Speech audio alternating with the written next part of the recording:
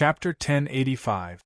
The booth shook, startling the backstage staff and researchers, but they did not see any obvious structural changes. In this place, the external structure was not reliable. Some of them were especially excited after the fright, such as Dr. Suncan. While the booth was shaking, he had a strong premonition. At the same time, the surveillance equipment he had brought over also captured a clearer signal. Forward, forward. No, up. In his excitement, Suncan's instructions weren't clear enough. In the end, he simply took over personally, ignoring the danger and rushing to the front line to direct the adjustment of the equipment parameters. Kawahara Machiko looked at the booth structure and the subsequent noise. It was the same. Anyway, a non-professional like her wouldn't be able to see anything, so she turned back and faced the person who stopped her. Minister Kawamoto, I remember that you are the on-site dispatcher. Aren't you going to take a look? No, General Manager Kawahara, my current mission is to stop you. Kawaguchi Tashimoto was the one who answered the call from the Vice President, Shingo Toyama, and questioned Kawahara Machiko's behavior. Kawahara Machiko wasn't angry. Instead, she laughed. Why are you stopping me? Hiku-san, you are too nervous. This has nothing to do with me now. I won't do anything else. Hiku-jun was a robust man in his 40s. Apart from his slightly sparse hair, his face and body shape were relatively regular. However, at this moment, his face was flushed, and his eyes were shining. He was nervous and excited. Manager Hyuen, you can't do anything else on the ship, but there's something you must do. You must immediately return to Ban City to report on your work, and not anywhere else. Kawahara Machiko shook her head. This is not something you should consider. That's right. But now, I have been authorized by the Board of Directors to supervise your execution of this order. Hiku-jun took a few deep breaths and adjusted his mentality. You don't need to doubt me, Mr. Hara. I'm here to deliver the message for you or for the dignity of the Hara family. If you refuse, there will be a clearer order, and at that time, I may not call you Mr. Hara anymore. Did you accept someone's order in your dreams? Kawahara Machiko coldly commented. Stupid guy, you don't have the right, and the board of directors doesn't have the right to imprison an executive director. Hiku-jun, who was judged to be stupid, became calmer and calmer. The company doesn't have it, but the parent company does. If the parent company doesn't have it, there are higher-ups. In comparison, I may be stupid, but what are you? The robust man began to approach Kawahara Machiko, but the latter's icy gaze had already lost the power to stop him. However, when Kawaguchi-jun approached, his voice softened. Genzi, I don't want to care about what fate awaits you, I also need to work hard for my own fate. However, on account of the fact that I was once your candidate for marriage, I don't want to forcibly deprive you of your authority. You can try to understand it, even if the more you understand, the more despair you will feel. Your situation is much worse than you imagined. Kawahara Machiko was slightly absent-minded, but she quickly stared at Kawaguchi-jun. This man was inferior to her in the workplace, but his outstanding family and school background were enough to support a considerable number of contacts and intelligence channels. What do you know? I don't know anything, but I clearly know that ever since you were chosen to accept this assignment, the value of your routine has only been a bow of apology. And then there's a tool called Kawahara Machiko. It's just that you became a special choice at a special time. Regardless of success or failure, it has become your symbol.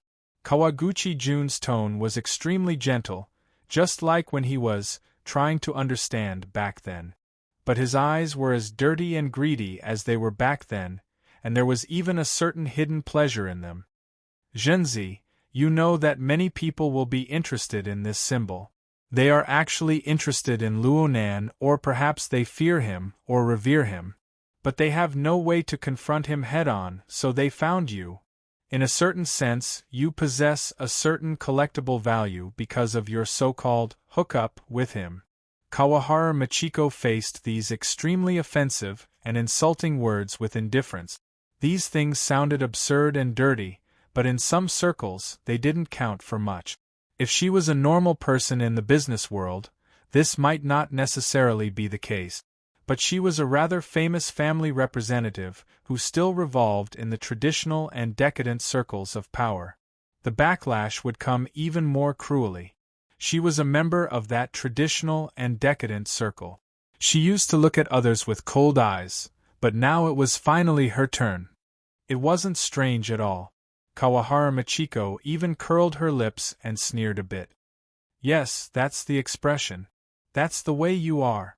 The corner of Kawaguchi Jun's eyes twitched, and a flush of red suffused his face. He advanced half a step forward, practically sticking close to Kawahara Michiko's body.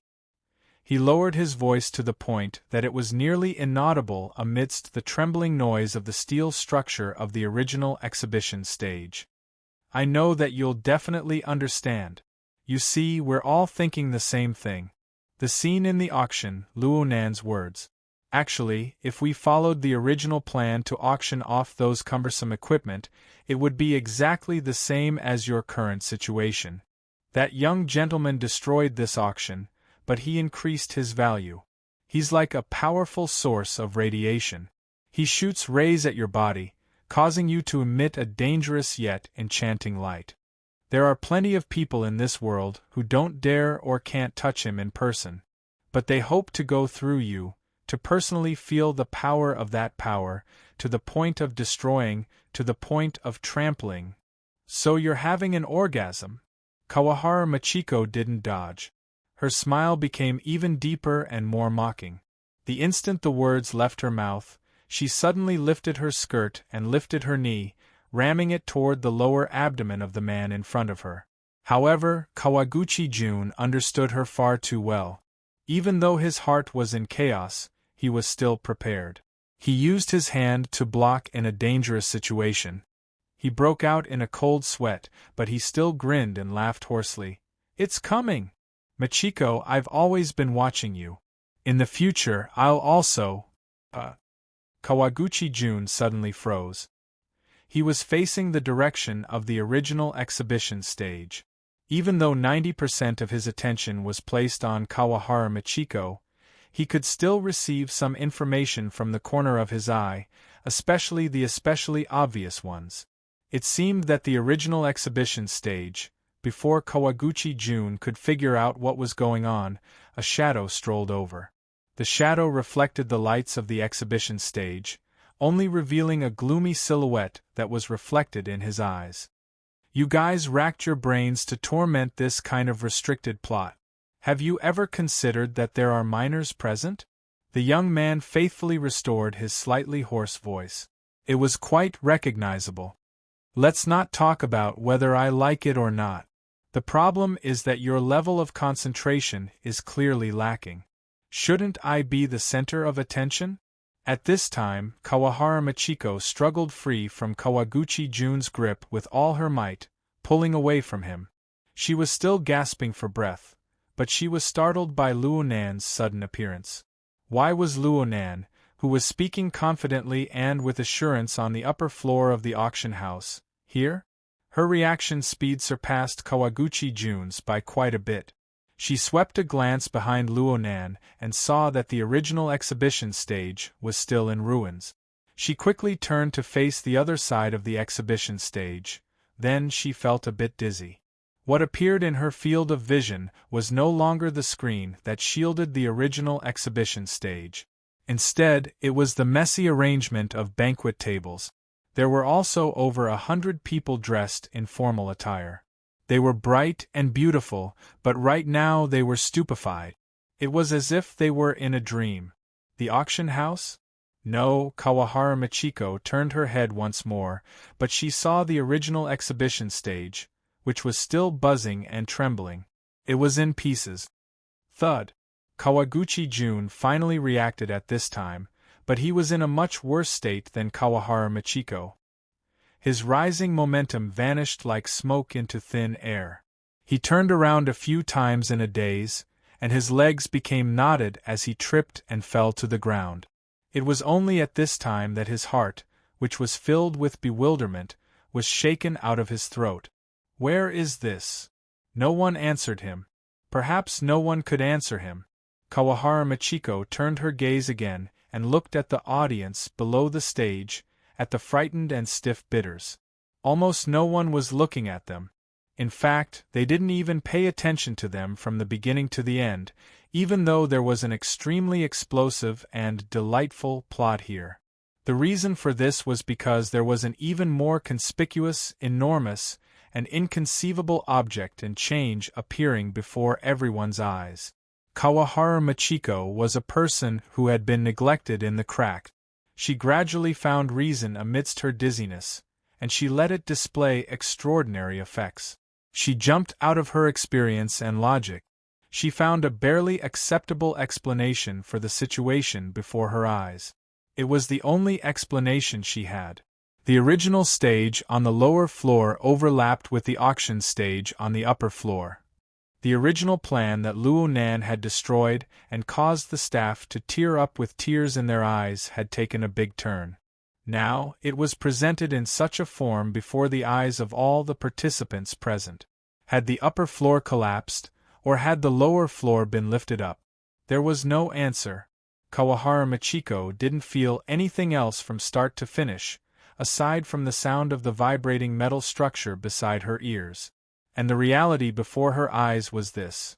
The two floors that were specially used for display had a total height of nearly 10 meters. They overlapped together in such a gentle manner. There wasn't even any substantial conflict between them. The auction stage in front of Luo Nan had disappeared without a trace.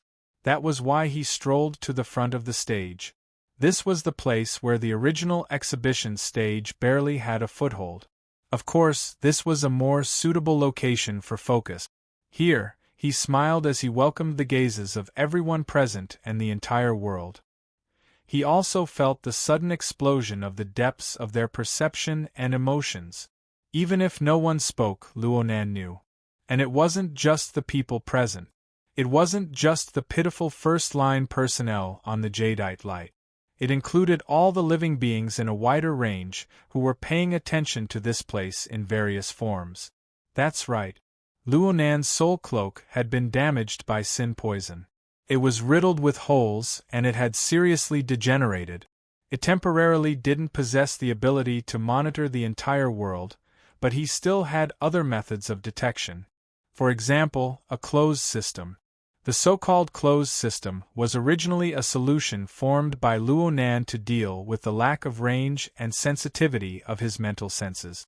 It used its own laws to distort the me and not me as a standard to capture and analyze the target.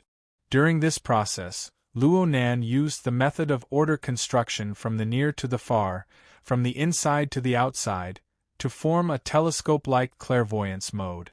It captured details that were originally unknown to him outside the range of his mental senses.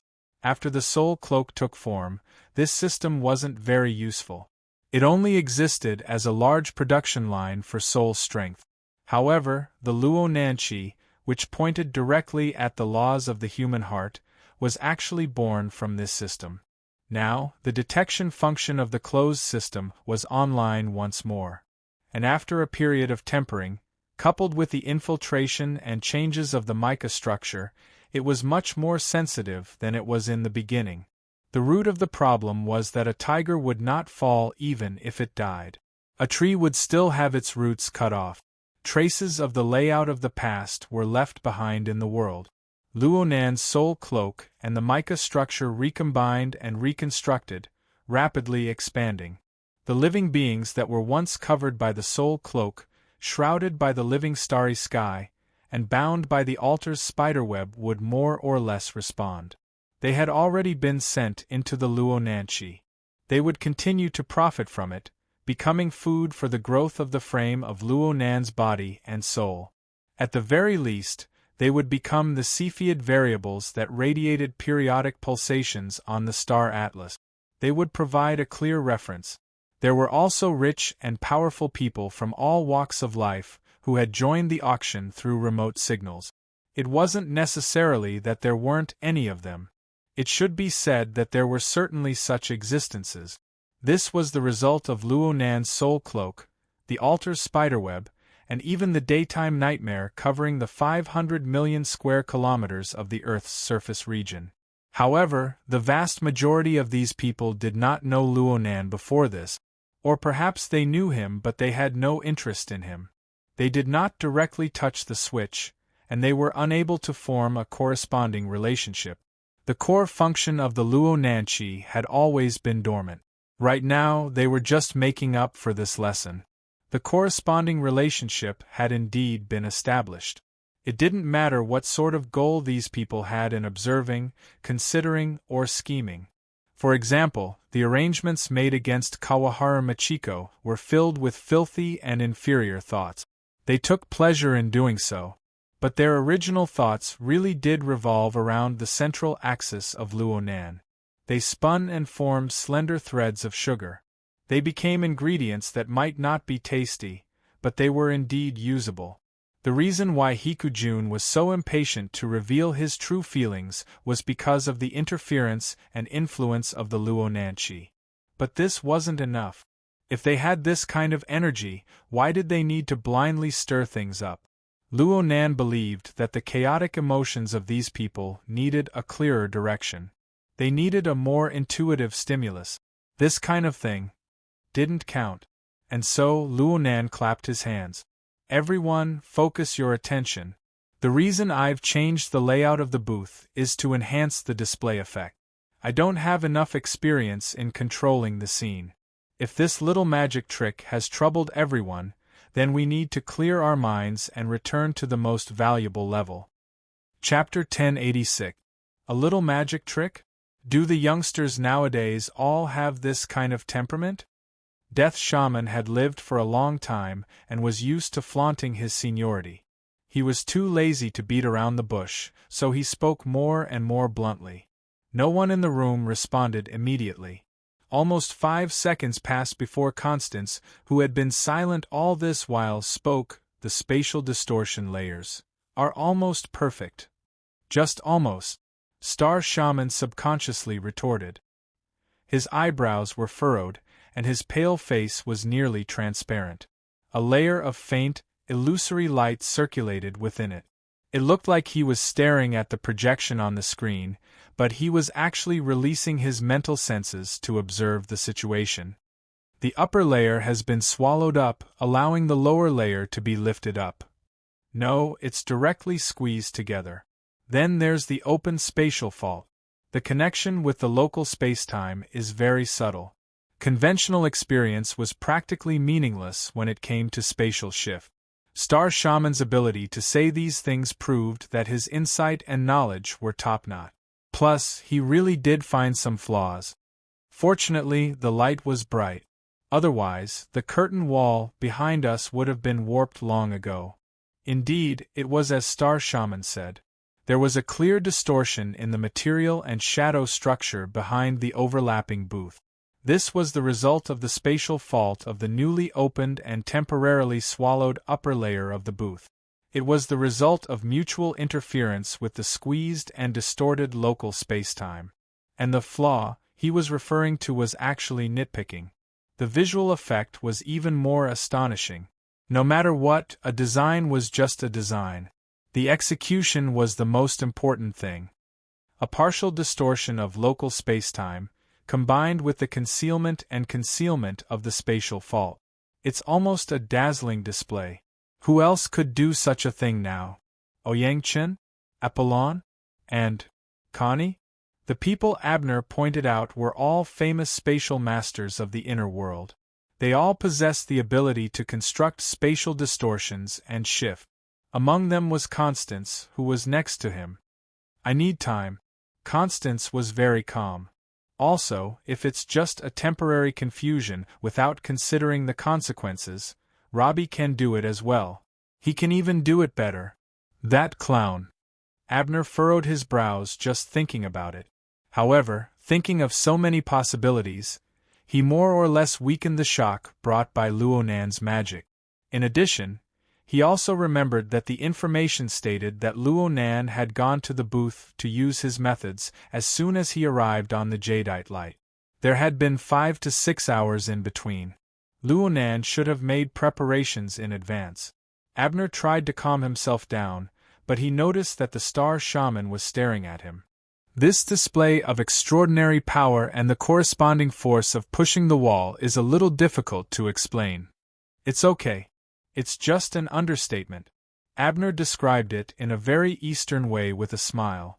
The star shaman sneered. Combining Abner's and Necromancer's evaluations together, it might be closer to reality. But when it came to Luo Nan himself, he was in the middle of the situation. He really wasn't too clear on what kind of mentality he was in. He just stood in front of the stage, letting himself become the focal point of everyone's gazes. He also evaluated the present situation and the effects he needed to achieve in the future. Luo Nan's earlier greeting wasn't completely effective. There was still some chaos in the auction house. In addition to the auditory noise created by the participants' shock and bewilderment, there was also visual interference. Standing closest to the front was Kawahara Machiko and Kawaguchi Jun, who was sitting on the ground. This was fine, but behind them were the stupefied researchers led by Song Kansas. There were also the backstage staff. It was a bit of a mess, especially since they were in the cracks of the steel structure. Luo Nan had to be careful not to step on their heads as he walked back and forth on the stage. It was a fly in the ointment. If he had known earlier, he would have sucked them into the spatial fault. Luo Nan was a bit moved by his lack of experience. Then he signaled with his eyes. The target of his gaze was obviously Kawahara Machiko, who was closest to him. Her status was also relatively suitable. Kawahara Machiko was startled for a moment. She looked at Luo Nan again. Though no words were exchanged, she actually understood Luo Nan's intentions. She gave a slight bow and bypassed Kawaguchi Jun, the on-site supervisor. Luo Nan issued an order to the backstage staff, telling these people who seemed to have fallen into a dream to quickly withdraw and bring along those researchers. Where could they retreat to at this time? The people on this side of the stage could see the warped state of the area behind them. In fact, their colleagues on that side weren't brought up at all. Perhaps they were left on the lower level, or perhaps they were swallowed. This wasn't a problem they had to consider. They could only withdraw in the direction of the emergency passageway of the auction house under Kawahara Machiko's command. Song Kan originally wanted to struggle a bit, but he looked at Luo Nan's back and lost his courage in the end. There were 20 to 30 people and some equipment. It would be quite a scene to withdraw. Even if they were to leave through the emergency passageway, they would still have to pass through the area where the participants were. Over 100 billionaires and experts at the scene just stared blankly at the stream of people who had abruptly appeared along with the shattered stage.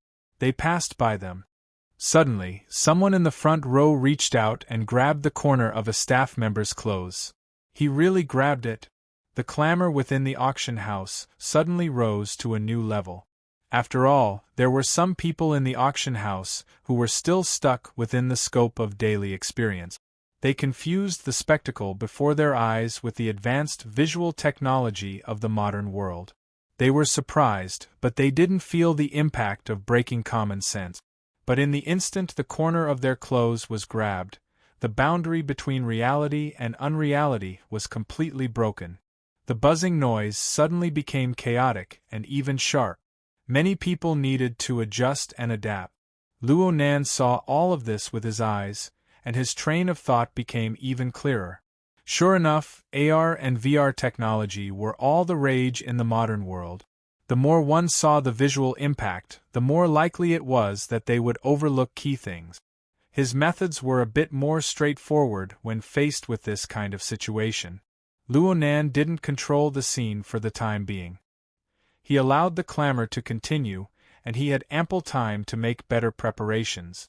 For example, he took out the suitcase with the notebook and drawing materials from the spatial vault. He let the notebook return to its original position, the exact same position as shown on the catalogue of the auction items.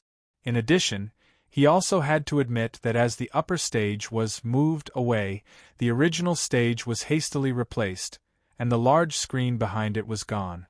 The holographic projection equipment that was originally designed below was removed, and the chaos of overlapping space was behind it. Not to mention the visual effect, the subsequent presentation would also require some effort. Luonan looked at the suitcase. It was stuffed to the brim with black cloth. It was what Blood Demon called the secret deed book, and he had a new idea. He did it as soon as he thought of it. He snapped his fingers, and the secret deed book in the suitcase soared up like a living dragon. They connected and pounced onto the chaotic background curtain wall behind the stage. They twisted and unfolded, blocking it. How many secret deeds were there in total in a small suitcase? It was impossible to cover the area behind the stage, no matter what. In fact, Luonan only used them to cover a single corner, and they were basically all used up. However, this unique drawing material, known to be handmade by High Lord Secret Deed, naturally had its own mystical aspects. Under the catalysis of Luonan's telepathic thoughts, the dark color of the book actually permeated to the two sides of the diagonal. Actually, this was the result of the special structural rules of the secret deed book spreading outward. The surrounding dark chaos that Luonan had mobilized mixed together with the book. They resonated with each other, and in the span of a few breaths, the curtain wall behind the stage was completely dyed black. Luonan wiped it with his telepathic thoughts and nodded. This blackboard was fine, but why did it seem more and more like magic? He shook his head and laughed to himself. He didn't say much. He picked up a paintbrush that was congealed from a special powder and simply crushed the tip of the brush, causing it to return to its powdery state. Then he condensed his telepathic thoughts, forming a brush in the void, and began to paint. H4, a type organic powder, followed Luonan's telepathic thoughts to form the most flexible of brush stroke. It could be traced, it could be hooked, and it could be brushed. In the blink of an eye, a diagram was laid out. There seemed to be fine sparks of electricity flickering within, giving off a bit of a laser engraving effect. Practically no one in the audience understood what Luonan was trying to do in the end. But humans were visual creatures in the end. The image was clear, and their imaginations came naturally. The first thing that appeared before their eyes was a world map. It was the Pacific Ocean version. Whether or not it was accurate was another matter.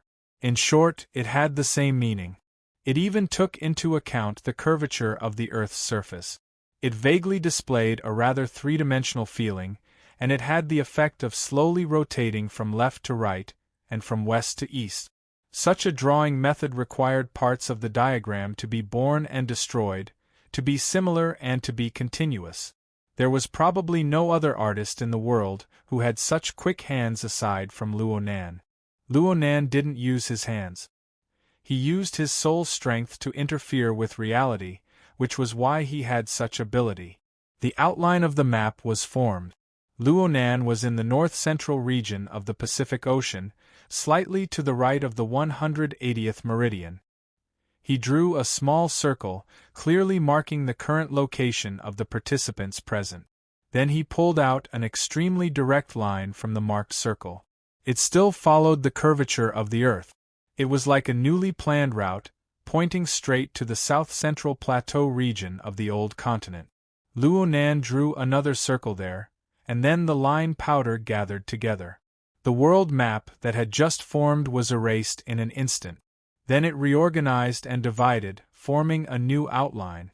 Soon, one could see that this was the rough topography of the area, and it was still in the process of being refined. This gave off a bit of the flavor of a sand painting. Sure enough, Big Hands were capricious. "Can't you just use a projection?" Death Witch spat. This time no one responded.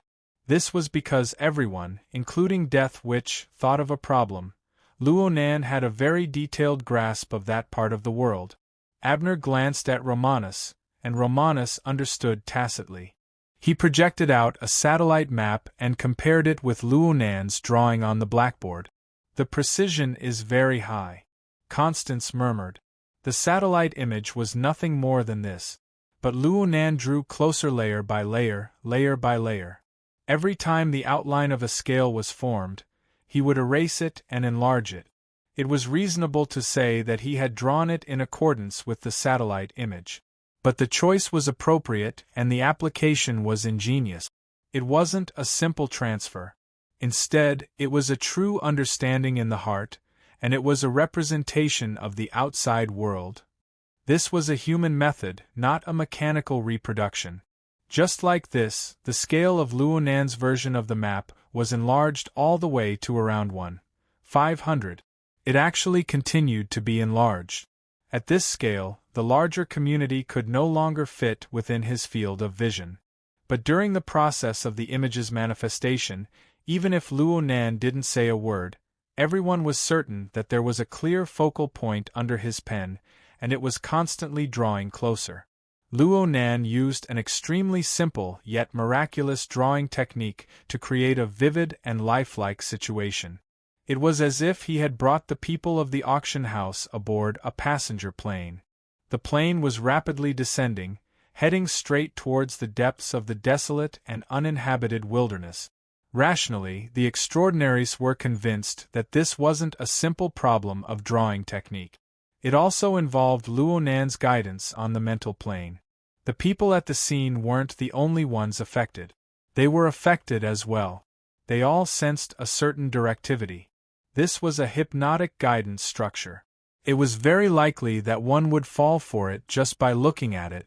This was a function that ordinary projections didn't possess, no matter what. Looking at it this way, Luo Nan's insistence on drawing could be explained. Finally, Luo Nan's drawing of the image was fixed at a certain scale. Right now it was practically 1:1. From the perspective of the audience, they were just a bit further away. They were looking at a shore from a distant position. It was like the edge of some lake. That's right. Luo Nan's drawing of the image gave more and more details to support it. The ripples of the water were calm and slightly hazy, the towering mountains in the distance, the dark clouds in the sky, and the wild animals that came here to forage for food and water.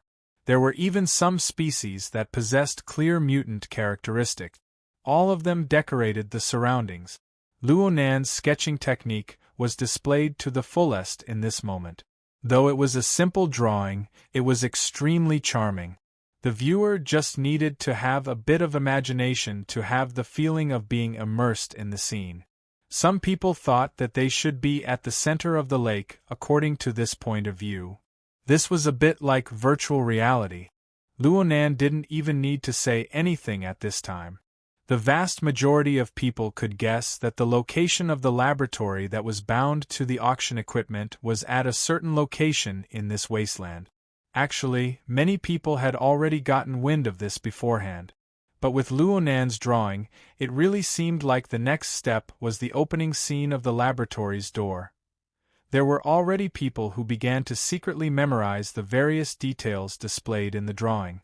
Some people simply took pictures, preparing to borrow some supercomputer resources to quickly restore and compare. They wanted to seize the initiative and give it a try. There must be a second to everything. One person takes the lead and the crowd follows blindly. Even though everyone knew very well that Luo Nan didn't have any reason to easily reveal the location of the laboratory to the public in this manner, they couldn't stop someone from setting an example. Soon, all sorts of lights flashed behind Luo Nan, who was engrossed in drawing. The amount of data transmitted in the venue and the surroundings increased dramatically. This level of concentration is what I need. Luo Nan evaluated. Under the control of his telepathic thoughts, the scene on the curtain wall maintained a seemingly ordinary yet extremely extravagant dynamic effect. Though the mountains didn't move and the water didn't move, the wild animals that drank water by the lakeshore displayed rich details of their activities, especially the considerable number of wild donkeys by the lakeshore. They swarmed endlessly and slowly moved along the lakeshore, gradually revealing new details that were obscured by their figures. Luo Nan turned around at this time. Chapter 1087. The flashing lights shone on Luo Nan's face, reflecting a strange luster.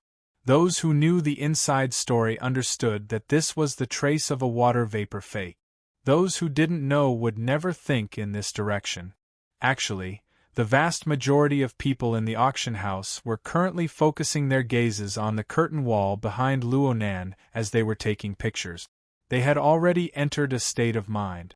They all wanted to know the ultimate secret and value contained within the ever-changing picture. It wasn't just them. The extraordinaries were the same. They all unconsciously raised their attention. According to Luo Nan's usual logic, he would certainly have to give some explanations here. As long as they could receive more information, they would accept it even if he said that they were just listening to a lecture. They even began to warm up. Death, which asked a question, the plateau region in the south-central part of the old continent. It seems to coincide with a view from 2 days ago? It's the wheel hypothesis, right? Abner was extremely sensitive to similar information. Death, which asked, "Is there any referential significance?" I swept a few glances. The researcher seems to be from Xia City's academic circle. Wu Zhuanliang and Ding Jiying are both world-class experts in the field of mutated ecology. They didn't directly analyze the structure of space and time. Instead, they provided circumstantial evidence from the field of ecology. They are quite insightful, and the academic world's evaluation of them is quite high. Romanus would never disappoint when it came to the details of information. However, Luo Nan disappointed them a few seconds later. It's pointless for you to want to know the specific location of the laboratory. Actually, you've already seen the reason. Take this booth for example. It involves a few techniques related to the structure of space and time. I don't need to explain the specifics. Most of you won't understand anyway. The group of extraordinaries looked at each other in dismay. They only heard Luo Nan continue speaking. All you need to know is that the research direction of this laboratory is spacetime. If you must find a specific reference, the deep blue world is more suitable. Luo Nan's pupils flickered with an extraordinary splendor. They were reflected in the eyes of practically everyone present. You should all know about the deep blue world, right? Many people's eyes flashed. Regardless of whether they had a basic understanding of the word laboratory, they all knew the words deep blue world. There was no need to mention the meaning and value it represented. Luo Nan turned his hand and pointed behind him. The founders of the laboratory are also searching for another deep blue world over here. At the very least, I believe that there is an extremely high possibility that there is a new plane similar to the deep blue world. Perhaps it is a complete land of resources and treasures. Perhaps it is a shattered wreckage. But there is certainly such a plane. This is because you can see traces of 2 areas of space and time coming into contact and colliding over there. As he looked at the noisy scene in the auction hall, Star Shaman suddenly let out a chuckle and pursed his lips. He has ulterior motives. Of course, these extraordinaries from headquarters knew the inside story. They were even more aware that the 70-0 format laboratory itself was admittedly a research topic related to spacetime. However, it was still quite a distance away from a major discovery like the deep blue world. Of course, if Luo Nan himself knew the information, then it would be a completely different matter. The problem was that Luo Nan had omitted a very crucial element. He only used the simplest of analogies to crudely provoke the emotions and greedy thoughts of the bidders. The facts were very clear, but the motive was very subtle. Was Luo Nan doing what the enemy wanted to do ahead of time, leaving the enemy with nothing to do? Regardless of what the bystanders thought, Luo Nan was currently smiling on the stage. It looks like everyone is quite familiar with the deep blue world. I'll take the liberty to ask, but how many of you in the auction hall and from all over the world have invested in the deep blue world? It seems like a lot of people have. How much is the annual profit? The attendees below the stage really didn't know how to respond to Luo Nan's awkward chatter. In addition, Luonan gave them a serious feeling of unease. The pressure continued to rise. Some people's minds began to calm down from the temptation of the new plane. They felt that ensuring their own personal safety was the most reasonable choice. At the same time, the changes in the venue would inevitably attract the attention of the outside world. Security personnel continued to enter, and the order of the venue grew more and more chaotic. From this point of view, Luonan really wasn't a good controller of the venue. Luonan didn't seem to care. He didn't receive a response, so he simply called out names.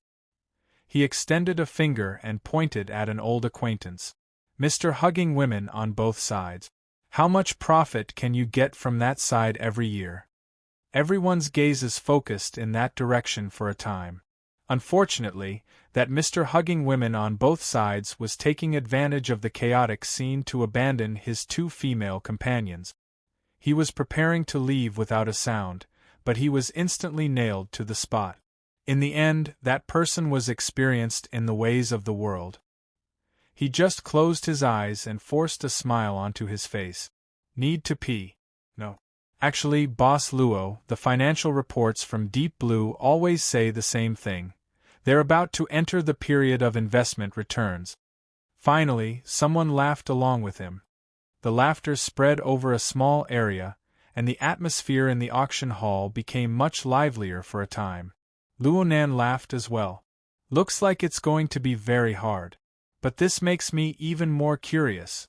Why is it that everyone in the Deep Blue world is able to develop it in an orderly manner, regardless of whether there are any profits or not? But when it comes to my side, there's no sign of anything yet, and there are already people stirring up trouble everywhere." The air in the auction hall suddenly turned cold. Luonan was no longer smiling. "Everyone, if the coordinates of the Deep Blue world were placed before your eyes right now, the resources and profits there, would you have the guts to do this? Would you be this proactive? Would you do this without Li Wei's permission? Oh, there are many among you who don't know him. There are also many who have come to support us. Forgive me for opening fire, but who told us to be in a capitalistic society? Everyone, how many of you don't have shares in Quantum Corporation, LCRF, Deep Blue, and the Apocalypse Project? These things have really given me quite a bit of trouble recently. Speaking of which, this is the driving force formed by the aggregation and circulation of capital under everyone's name. Sophistry. However, this appearance is the type that I admire." Blood Demon cackled loudly in the room. He applauded and applauded. "That's right, these guys. What's the point of beating around the bush? Just directly slap them. The results will be the best." Zhang Yingying, who normally loved this sort of lively scene, found it a bit difficult to laugh. She shot a glance at Blood Demon and ridiculed him to herself. "You're probably happy because he's pushing down the wall in a refreshing manner. It's true that Luonan's appearance is very refreshing, but how are we going to deal with the negative effects that follow? Don't look at the multimillionaires in the venue. They were bewildered and uneasy in front of Luonan. It was unknown how many people would feel resentment as long as Luonan made it through tonight. Not to mention the people who were watching the live broadcast from all over the world. In a certain sense, those who didn't come to participate were the true big shots. Perhaps the retaliation from that side would arrive before the auction was over. Zhang Yingying felt uneasy in her heart. She looked at Her Majesty Empress Wu. Her Majesty Empress Wu was no longer reading the Buddhist scriptures, nor was she looking at the situation of the venue on the large screen. She was a bit lost in her thoughts. Her gaze was directed at the cabin wall to the side. It was as if she wanted to see through these obstacles and see something. These were just Zhang Yingying's guesses. Then, Luonan's words and actions made her cry out in surprise. "Frankly speaking, I really admire the driving force of capital. The simple word benefit is able to move a fellow far more powerful and troublesome than everyone here." Luonan didn't turn his head. He just pointed his thumb backward and pointed at the curtain wall. Figures formed where Luonan pointed. The first figure was a person Zhang Yingying was very familiar with, the Horn Demon. Zhang Yingying knew of Luonan's writing skills, but she didn't know why Luonan had drawn the image of the Horn Demon in such detail. It was as if the Horn Demon had been behind the pack of wild donkeys just a moment ago, and only now had his head popped out. Even though it was a simple sketch, one could see that the Horn Demon's clothes were tattered and barely covered his body. He was like a beggar squatting by the lakeside in a daze. She didn't have the chance to organize her thoughts before she heard Luonan say, "This is the fellow who makes decisions for me. Without him, there's a high probability that I wouldn't have intersected with everyone here. Yes, I'll say it again. He doesn't have my authorization. At least, he didn't in the past." Before anyone could figure out what Luonan meant, two more figures appeared one after the other. They were at the very edge of the curtain wall, one on each side. They felt a bit alienated from the main body of the painting, as if they were a bit disjointed. But it was unknown how many people's expressions changed when they saw their appearances clearly. This was especially true for the ability users of the inner world, including the extraordinaries. Of course, they knew who they were: Gong Qi and Jin Tong. The reason why they paled in fright was because of the timing of the appearance of the figures. But more importantly, the situation that was presented was extremely treacherous. It was different from the settings of the Horn Demons, which were close to the plateau environment. It was completely different from the appearance that everyone was used to. The impression of the people of the inner world was that Gong Qi was normally shrewd, ruthless, and gloomy. He rarely showed his emotions, but what was presented in the painting was his hair and beard standing on end. He had a malevolent expression as he flew forward to attack. As for Jin Tong, he still had a golden band around his forehead. He had a light and fierce appearance. However, he punched forward with a dense killing intent. His mouth cracked open in laughter. It was as if he had killed a powerful enemy. It was as if he had gone insane. This was absolutely not an ordinary scene, nor was it a deliberate ugliness.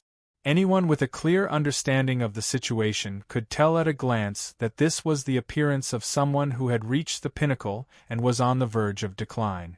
If one were to combine reality and consider things a bit more meticulously, it could be said that this was the final moment before death. Yet it was vivid and lifelike. His mind was connected. It was as if he would pounce out from the curtain wall in the next moment and die once more in front of them. Outside the venue, there was silence in a room filled with extraordinaires. The air they exhaled seemed to be wrapped in a cold air. No one expressed their opinion. Even the transcendent death shaman remained silent. At some point in time, everyone's gazes were focused on Abner's face. The latter covered the lower half of his face with one hand, revealing only his tightly furrowed brows. He looked like he was in deep thought. His sustainable and calm breathing, his gradually relaxing shoulder and neck muscles. All these details were enough to explain many things. With Abner's abilities, it was naturally not a problem for him to conceal it. However, his status and habits over the years made it meaningless to control such details. The star shaman and Constance looked at each other. They did not respond. In the end, it was the death shaman who sneered faintly on the mental level. In the auction hall, the people's reactions were a little slow. Among the participants, there were those who could recognize all three metahumans. There were also those who knew one or two of them. There were also those who did not know them at all. However, humans were high-level animals that could communicate. They could always fill in some of the truth through the flow of information. The noisy sound waves of the venue, as well as the dense interweaving of electromagnetic signals, were the carrier and representation of information transmission. In comparison, Kawahara Michiko, who stood to the side of the stage, had become an isolated island of information due to her awkward situation. There was no hope for communication, but this kind of loneliness could stimulate her thoughts. She was a bit absent-minded. She wanted to seize the opportunity to leave, but she felt that she might miss an opportunity to save herself. In the end, she looked at Luonan.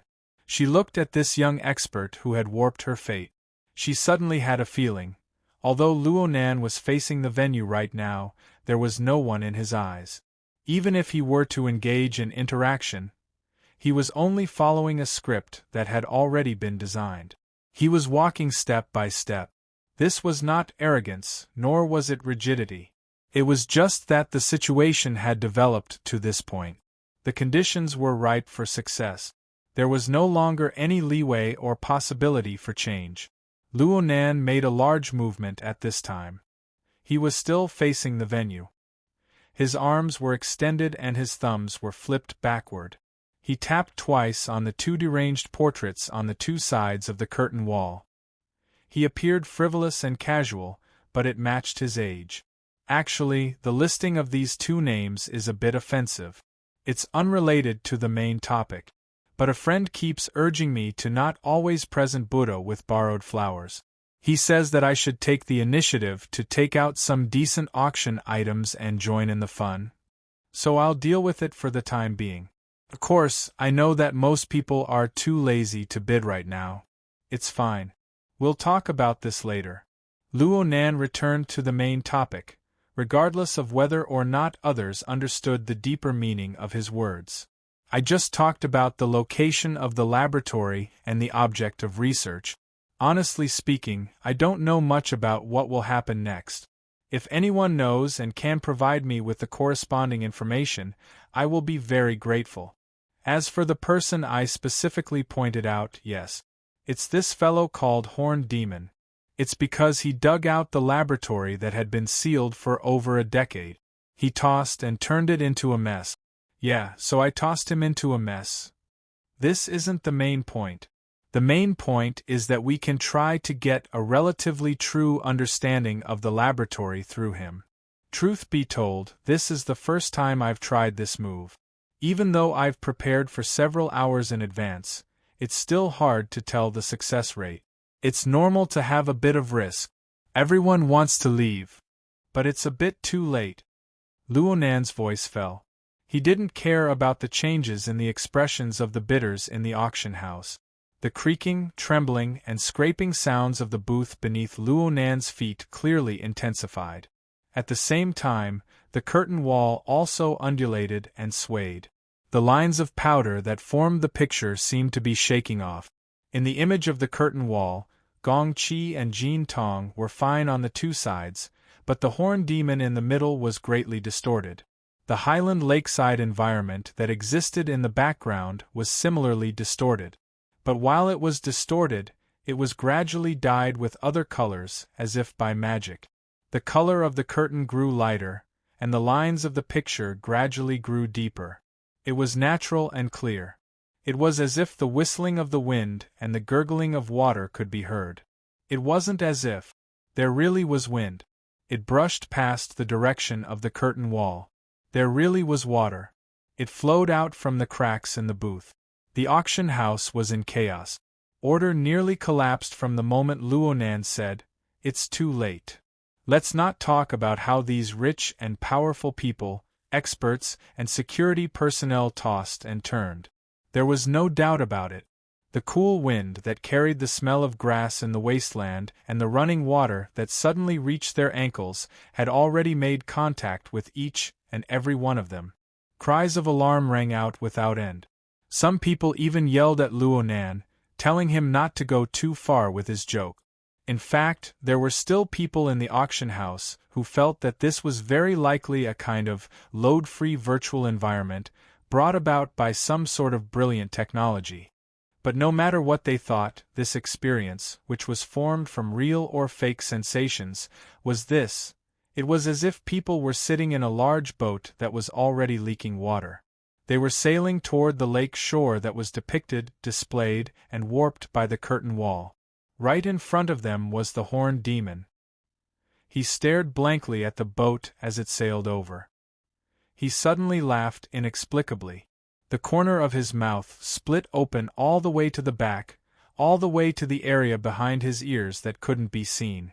Just like that, his cheeks were torn apart, his head was torn apart, and at the same time, His entire body was torn into pieces. The screams grew louder, but the scene before their eyes didn't change according to the people's will. The horned demon's body was torn apart, but fine sparks of electricity leaped between every torn piece of flesh, bone, and internal organs.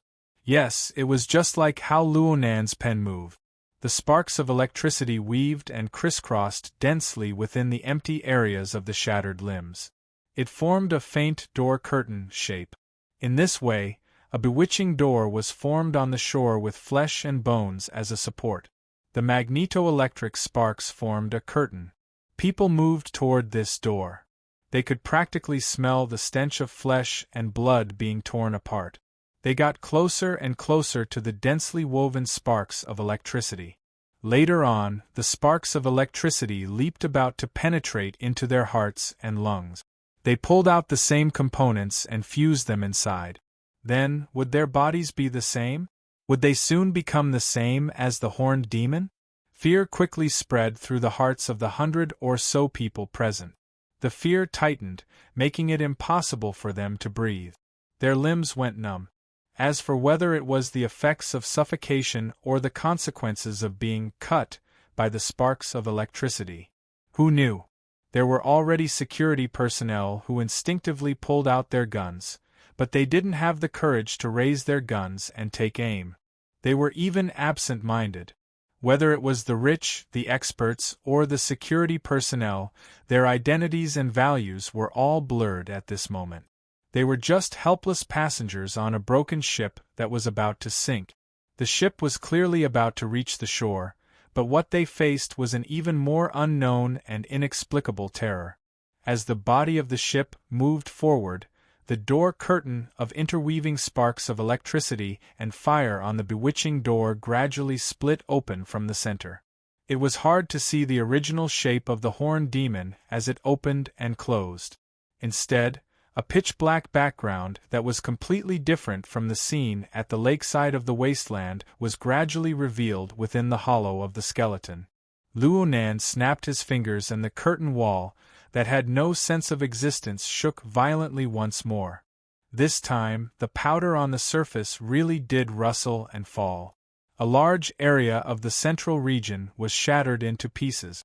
Then it turned into a large amount of dust particles and transformed into a whistling sandstorm within the pitch-black background. Chapter 1088. The sandstorm assaulted their faces. Right now, no one felt that this was a simple painting, and this was indeed not the case. A sandstorm was a more accurate description of an objective image, but the results of people perceiving the outside world were more or less different. Especially when the swirling grains of sand passed through the magnetic gate of flesh and bones to make direct contact with the outside world. Everything before everyone's eyes became pitted and incomplete. The wasteland lakeside, which had just been dyed in color and was approaching reality, suddenly became riddled with holes. Moreover, it had nothing to do with the impression that people were used to.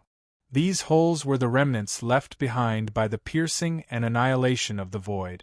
This scene was really hard to describe, and it exceeded the scope of most people's experience.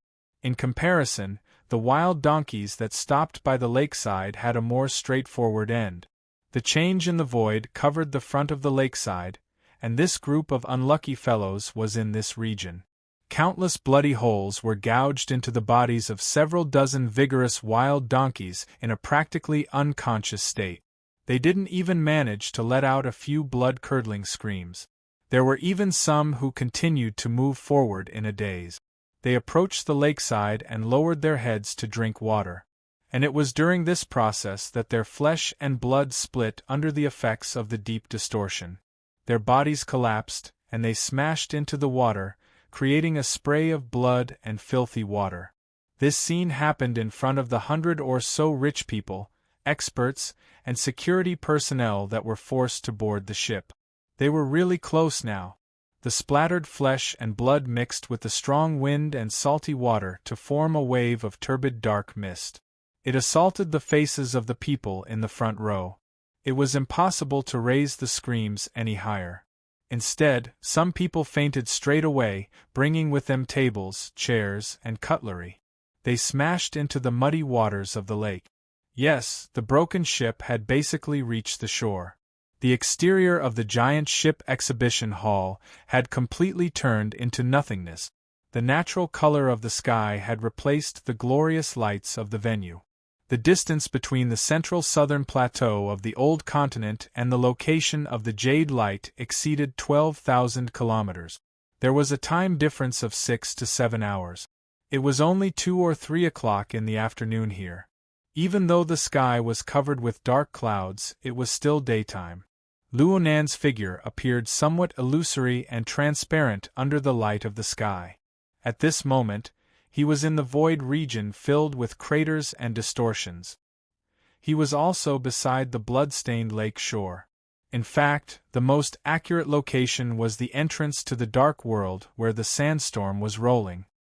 He was in front of the demonic door that was made of flesh and bones and constructed of magnetism, electricity, and fire.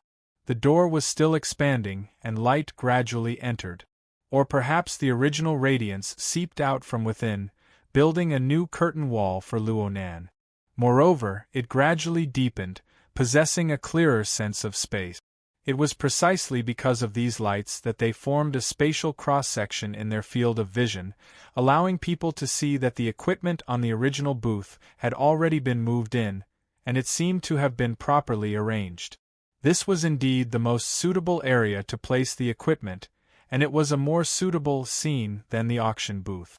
It was just that the situation was so urgent that most people wouldn't care about these details at all. All they knew was that although the broken ship had reached the shore, it was still moving forward and was no longer riding the current. In fact, it had never been, not at all. Only God knew how they got here and how they would continue. They didn't even know if they had crashed into it, or if the other side was pressing over. All they knew was that if this continued, this group of people would crash into the terrifying sandstorm behind the gate of magnetism and light. They would end up like a herd of wild donkeys strewn with corpses, or they would become rotten flesh mixed with the ripples of water and mud. "Stop the car! Stop the car!" someone screamed. "Apologies. There's a bit of an unexpected situation." Luonan, the driver, finally revealed his considerate side. He revealed a smile. The degree of sealing here was barely acceptable in the past, but it's like this now. It's mostly due to the effects of the aftermath of the recent battle. But then again, isn't it more intuitive now? In the eyes of the participants who had already logged in, Luonan's incorporeal shadow had an expression that became even more blurry. It was as if he was a remote projection of an outsider. Let's not talk about whether it was intuitive or not. This situation was far too King ironic. Clearly, Luonan didn't care about their thought. He stood in the center of the brand new live booth, and was instead in the mood to talk. You can think of the situation behind the door as the collision of two spacetime. The laboratory is located at a certain point of the collision of spacetime. The specific direction of research is naturally what kind of spacetime structure is on the other side, as well as the problem of the spacetime structure itself. What was ejected just now was a spacetime fragment caused by a collision or some other reason. It's fine as long as everyone has an impression of it. This is a very important place. I'm just asking everyone to take a look. If I were to really send you in, it would likely cause an even greater disturbance in spacetime. I really can't bear to do it. Luonan's words made a few people relax. And at this time, the demonic gate behind Luonan had clearly expanded to its limit. It began to slowly retract, and the extent was quite large. This sort of change ignited the flames of hope from the bottom of everyone's hearts. Some of the more courageous people tried to communicate, shouting loudly, "Mr. Luo, Boss Luo, we already know our wrongs. Luonan laughed again before this sort of sound wave could form into a large scale. His gaze wasn't cast in this direction. He didn't point at anyone. Instead, there was a subtle feeling of dislocation. He seemed to say something, but his voice was weak. Not a single person present was able to hear him clearly. Some people became furious, not at Luo Nan, but at their utterly chaotic companions. Boss Luo is going to speak. All of you shut your mouths. This was an extremely low attitude, but it was really useful in this sort of situation. A large portion of people really did shut their mouths, and then it spurred on the others. Everyone. Within the venue. Oh, right now they were at the edge of the saltwater lake on the plateau that was covered in blood. The group of people were as quiet as chickens. But when everyone cast their gazes forward, cast their gazes towards the location of Luo Nan's phantom, they first saw the demonic gate close. Then the phantom that bore all of their loathing, fear, and hope disappeared without a trace under the light of the sky. The silence continued for a few seconds. Everyone stared at Luo Nan, hoping that it was just a temporary fluctuation. But there was no change that met their expectations. There was nothing from start to finish. Screams and curses gushed out. There were a few of them, but they were soon forcefully suppressed by the surrounding people. On one hand, the strong winds of the wilderness brought along the faint roars of wild beasts. On the other hand, and more importantly, there was no longer Luo Nan's shadow in front of them. The scene of the wilderness was nearly completely restored, but there was still some sort of unnatural scene. The chaotic magneto-electric flames were still drifting disorderly among the remains of the horned demon.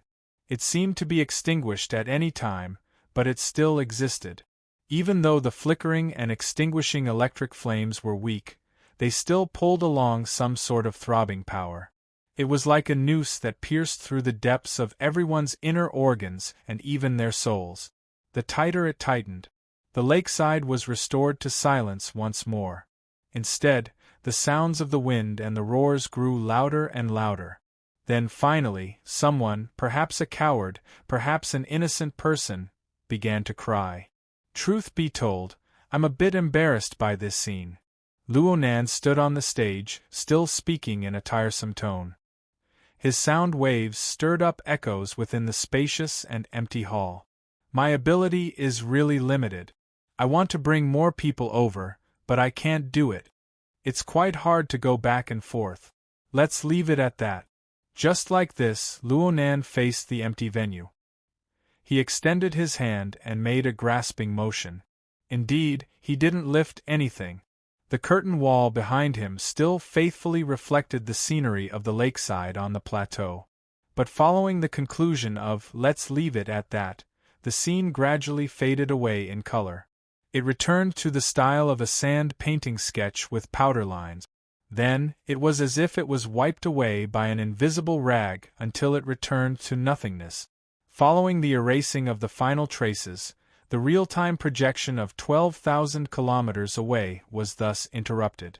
Since this was the result of Luo Nan's control of his consciousness, it was as if his mind had completely forgotten about it.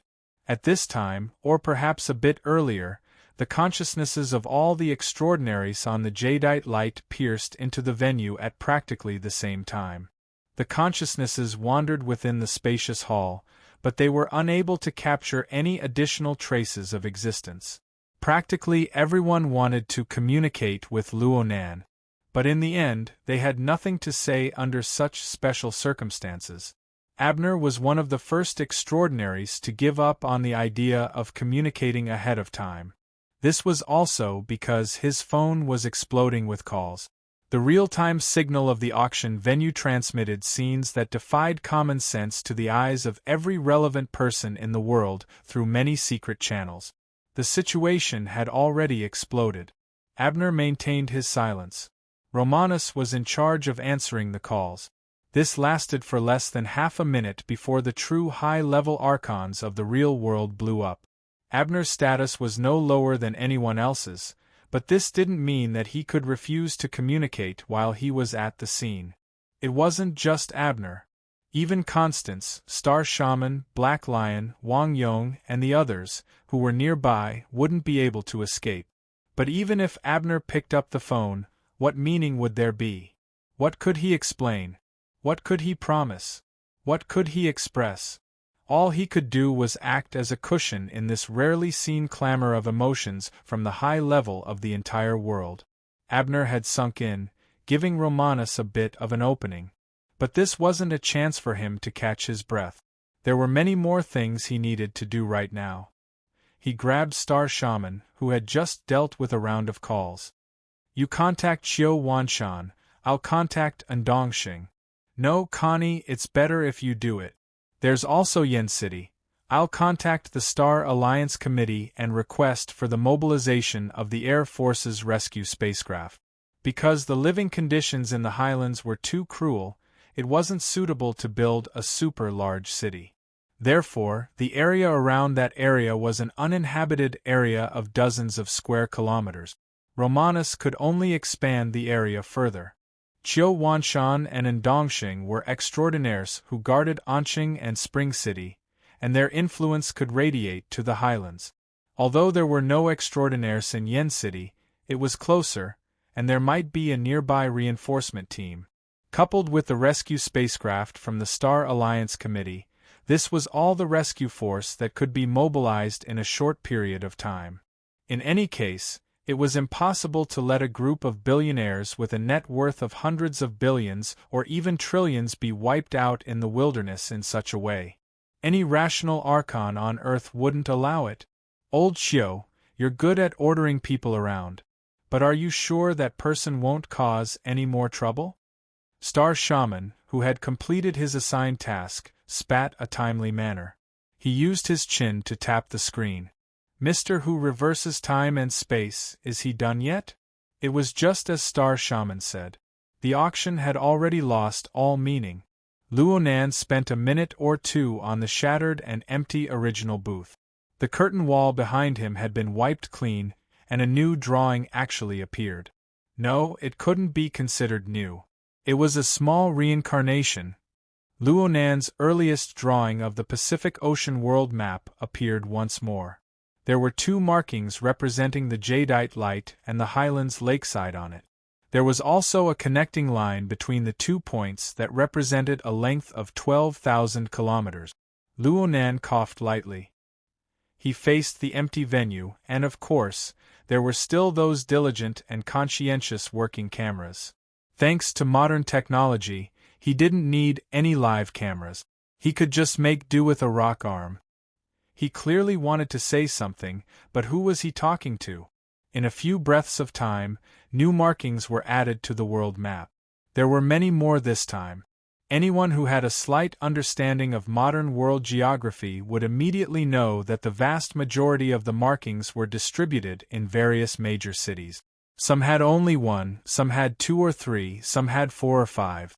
The ones with more markings were squeezed together due to the small scale. If one were to think about the meaning behind it, it would be enough to make many people change their expressions in shock. Abner cut off the connection to an archon. His gaze swept across the markings. He ignored the markings that were gathered in various major cities. In the end, his gaze locked onto the ocean region far away from the cities and even the continent.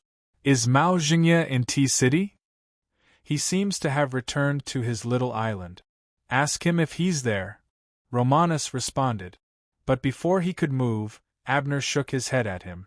At the same time, Abner connected to the communication. Director Mao, your vacation is too long. The location is too monotonous. The death which sneered in the nothingness. What's the use of trying to show off at a time like this? Abner's expression didn't change. He simply communicated with Mao Jingye before hanging up. He confirmed the authenticity of Romanus' information. He went back at noon today. He's been watching the live broadcast. The room entered a deathly silence once more.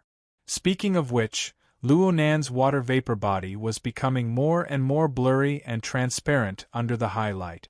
It made people understand that the method of distorting the distance between space and time must have consumed a considerable amount of energy. But so what? It was impossible to surpass the North Sea with Mount Tai. There was a fundamental difference. He faced the camera and used a casual attitude to organize his words.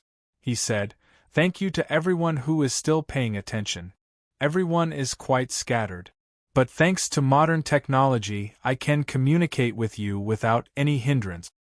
There's no need to say too much under the current circumstances. But I've thought before, you guys are experts in making money from doing business. I'm more proficient in reversing space and time. The problem is that the two fields are too far apart. It's hard to avoid the fatigue of talking like chickens and ducks. So, some words need to be said in order to avoid misjudgments and to avoid playing dumb. Of course, it would be even better if I could find a resonance point. I think I've already found one. Everyone in the world pursues life and avoids death. I'm the same. What's different is that it's not as convenient for me to do things when everyone else does things. That's all. Luo Nan bowed towards the camera. He truly completed a middle school-style speech. Another second passed and the world map on the curtain wall was erased. Luo Nan's water vapor body was erased as well. There really was not a single person left in the venue. The live broadcast equipment was still working cautiously. But all it faced and transmitted was emptiness. The emptiness was rapidly expanding and spreading. It was a malevolent power that was unavoidable. Chapter 1089. Oh my God, he wants people to help him cover up this matter. Old man's secret deed should be having a headache right now. How can he snatch back the limelight? Blood Demon paced back and forth in the room. His speed was uncertain. Perhaps it was just as he thought, troubled times, troubled times. Your Majesty, what do you think? The words of the body follow the heart. Skillful and convenient karma. Gaining equal wisdom in all laws. Being able to observe the actions of all sentient hearts. Knowing the truth of all impurities. Can you speak human words? Her Majesty Empress Wu laughed good-naturedly. You're becoming more and more professional. A professional charlatan, huh? Blood Demon ridiculed, but from these words, one could tell that he understood Her Majesty Empress Wu's meaning.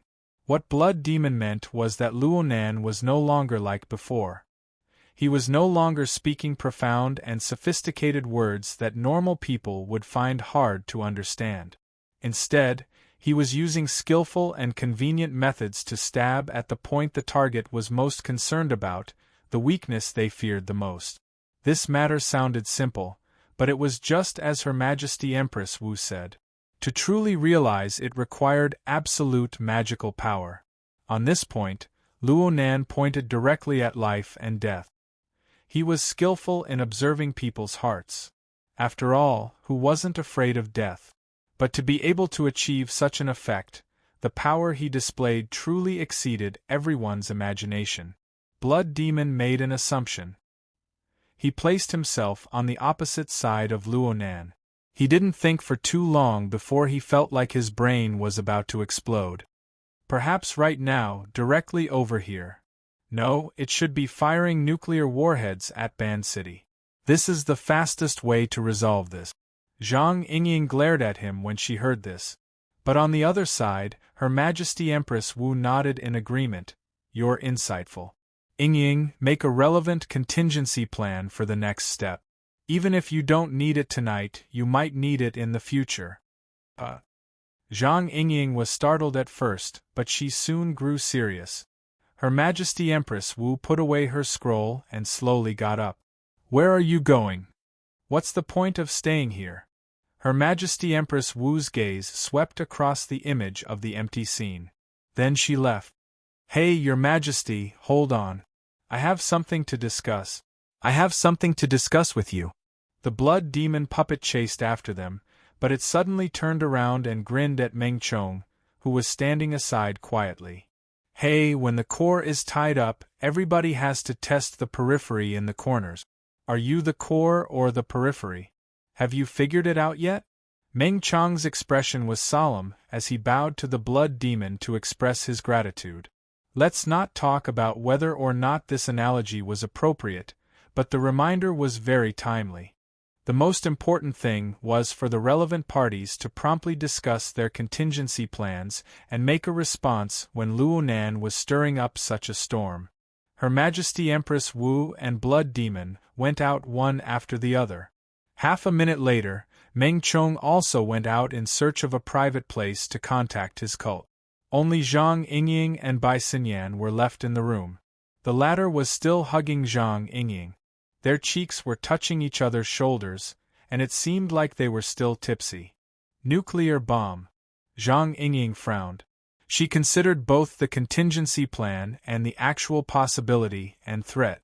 Bai Xinyan said softly, "The Blood Demon is exaggerating." "Right, I think so too. In reality, with the hundreds and thousands of weapons in this era, if you really want to get rid of an extraordinary, there are relatively more economical methods. For example, you can go from destroying a city to destroying a city district. If you put it this way, doesn't it suddenly become easier to accept? Screw you. Even the boss won't be able to protect you if you keep courting death." Bai Xinyan laughed softly. Her warm and moist breath sprayed onto Zhang Yingying's neck. "Actually, if we start from this line of thought, the two of the Order of Amaterasu don't really want to turn the experimental fields of Ban City into a sea of fire. However, if it's just abandoning a trade zone far away on Beishan Lake, they can still do it. After all, this is the best opportunity in the short term. Of course, they need to have the awareness to pull chestnuts out of the fire for others. I'm curious right now. Do the true gods and the Pope have the awareness to contribute to the capitalists of the world who tremble with fear? Those capitalists don't have the qualifications. But from a different perspective, from a different person, do they have the qualifications?" Zhang Yingying's body stiffened when she heard Bai Xinyan's words. Then she fiercely jumped up. Luckily, Bai Xinyan dodged in time. Otherwise, she wouldn't have her chin crooked. "Hey! Why didn't you say so earlier?" "That's just a guess, idiot. We have to be on guard even if there's a 1 in 1,000 chance." Zhang Yingying gave Luonan a call, but the call didn't go through. She rushed out of the room in 2 or 3 steps. Perhaps she went to look for someone, or perhaps she went to discuss things with Her Majesty Empress Wu. In the end, Bai Xinyan was the only one left in the room. She sat on the sofa and spread out her arms. She did her best to spread them out and said to herself, "Idiot. This is all metaphysics. If you believe it, it might not happen. If you don't believe it, it might happen." Bai Xinyan suddenly laughed in spite of herself. She gasped for a breath of air, stood up shakily, and walked outside. Right now, the exhibition hall was already in chaos. Something had happened to the truly important figures, and the periphery would inevitably be impacted. Bai Xinyan wasn't interested in these things. She continued to walk forward, slowly walking out of the exhibition hall. She entered the express passageway and left Area C, heading toward the bow of the ship.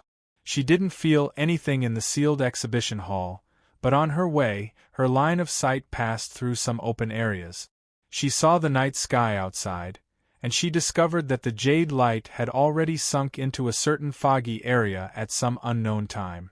The originally brilliant lights could only be painted with gorgeous patches of color within the fog. She couldn't see the sky. She couldn't see the sea. Not a single figure could be seen on the deck area. Even if there were people, they would basically be completely submerged within the fog. On the other hand, those who were still lingering on the deck at this time had courage that far exceeded that of ordinary people. Bai Xinyan's feet didn't hesitate at all. She stepped onto the fog-filled open-air area. She arrived at the pool deck. It was the place where Luo Nan and the other extraordinaries chatted and conversed in the afternoon. Luo Nan was still in the middle of the pool, debugging that ox demon. But right now, there wasn't a single person in sight. Was she not here? Zhang Yingying didn't come either? Bai Xinyan shook her head. It didn't matter. It was just a guess. Mistakes were inevitable. She didn't have a clear goal in coming here. It was just that her value on the cruise ship was close to zero at this stage, so she came here to find a sense of existence. Since there was no one here, then... A phone call suddenly came in. Bai Xinyan raised her eyebrows when she saw the caller ID. She immediately picked up the call. Oh my, it's boyfriend Sang. You actually have the time to make a call. Your time management is top-notch. I'm borrowing your place to hide. I also want to ask you something. How's the progress of your relationship with Boss Luo? Wang Yu's voice was transmitted over along with the sound of the waves of the ocean. Is this something a boyfriend should ask? I'm really ashamed. Honestly speaking, I'm actually a bit bewildered and excited. But even if I don't ask now, someone will ask in a bit.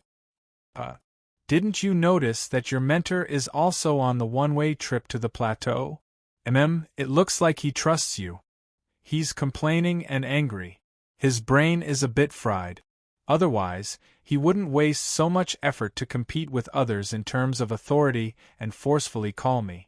Of course, he'll be begging you later. I can help you transfer the call.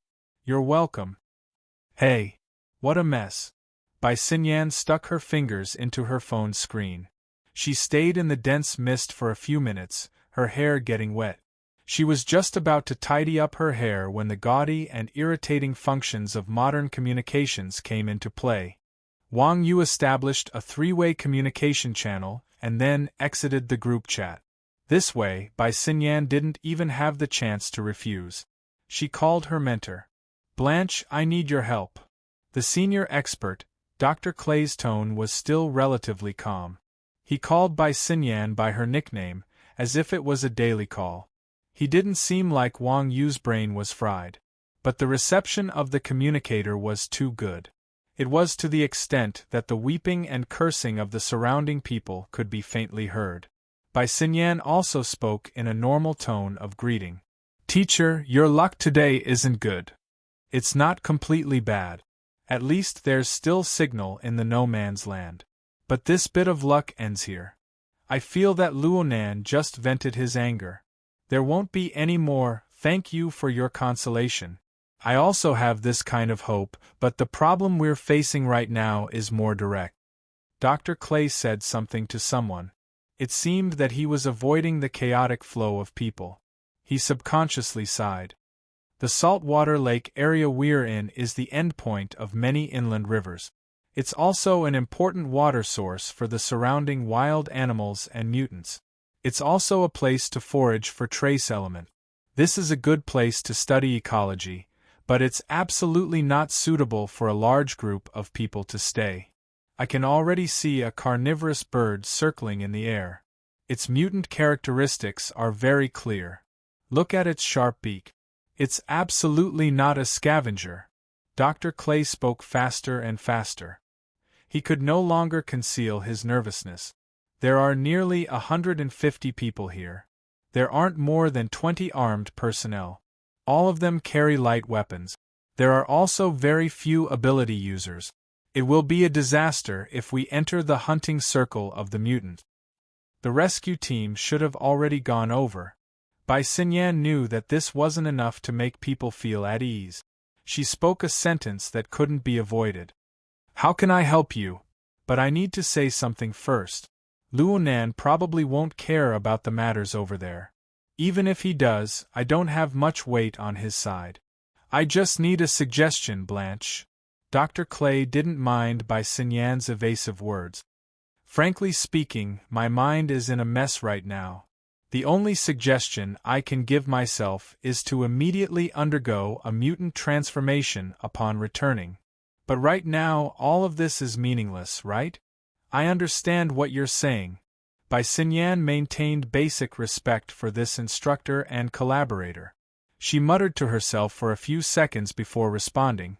First of all, I feel that under the protection of 20 well-trained professional security personnel, your chances of survival should be quite high as long as your organizational strength can keep up.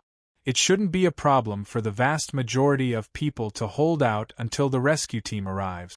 I don't reject probability, but the problem is that I don't see the corresponding degree of organization. Most people are scared to death. Their thoughts and physical strength aren't in a normal state. I suspect that traveling through space and time will cause unknown damage to the bodies and minds of ordinary people. I understand. Bai Xinyan laughed silently. If you're really worried about some accident or uncontrollable situation happening, and you're willing to take a gamble, why not follow someone closely? Is Mrs. Kawahara Machiko of the Toyama auction house there? Kawahara? She's there. She's there. She's actually there. Dr. Clay spent 2 seconds to confirm. The reason why Machiko Kawahara was able to find the target so quickly within the chaotic crowd of over 100 people was because Machiko Kawahara was far too conspicuous. She stood at the outermost edge of the crowd, all alone. It was as if she had been isolated by everyone. It was as if she had cut herself off from the group. The lake water lapped against the shore, already submerging her feet and calves. Her stockings were also splashed with specks of mud. She felt as if she was stuck in the silt of the riverside, unable to extricate herself. Follow her closely? Dr. Clay was a bit hesitant. From a professional perspective, Machiko Kawahara's position was simply the worst and most dangerous area in the surrounding area. She was far away from the crowd, and she was exposed to the shallow regions of the lake. She was exposed to the threat of predators and even mutants that could appear at any time. If something happened, she would be the most likely target to be sacrificed. I don't know what you've seen, teacher. And I'll say this in advance. I'm not basing my judgment on your environment. I'm basing my judgment on Mr. Luonan's usual way of doing things. I believe this is the most important reason why you need me to give you a suggestion. Dr. Clay took a deep breath.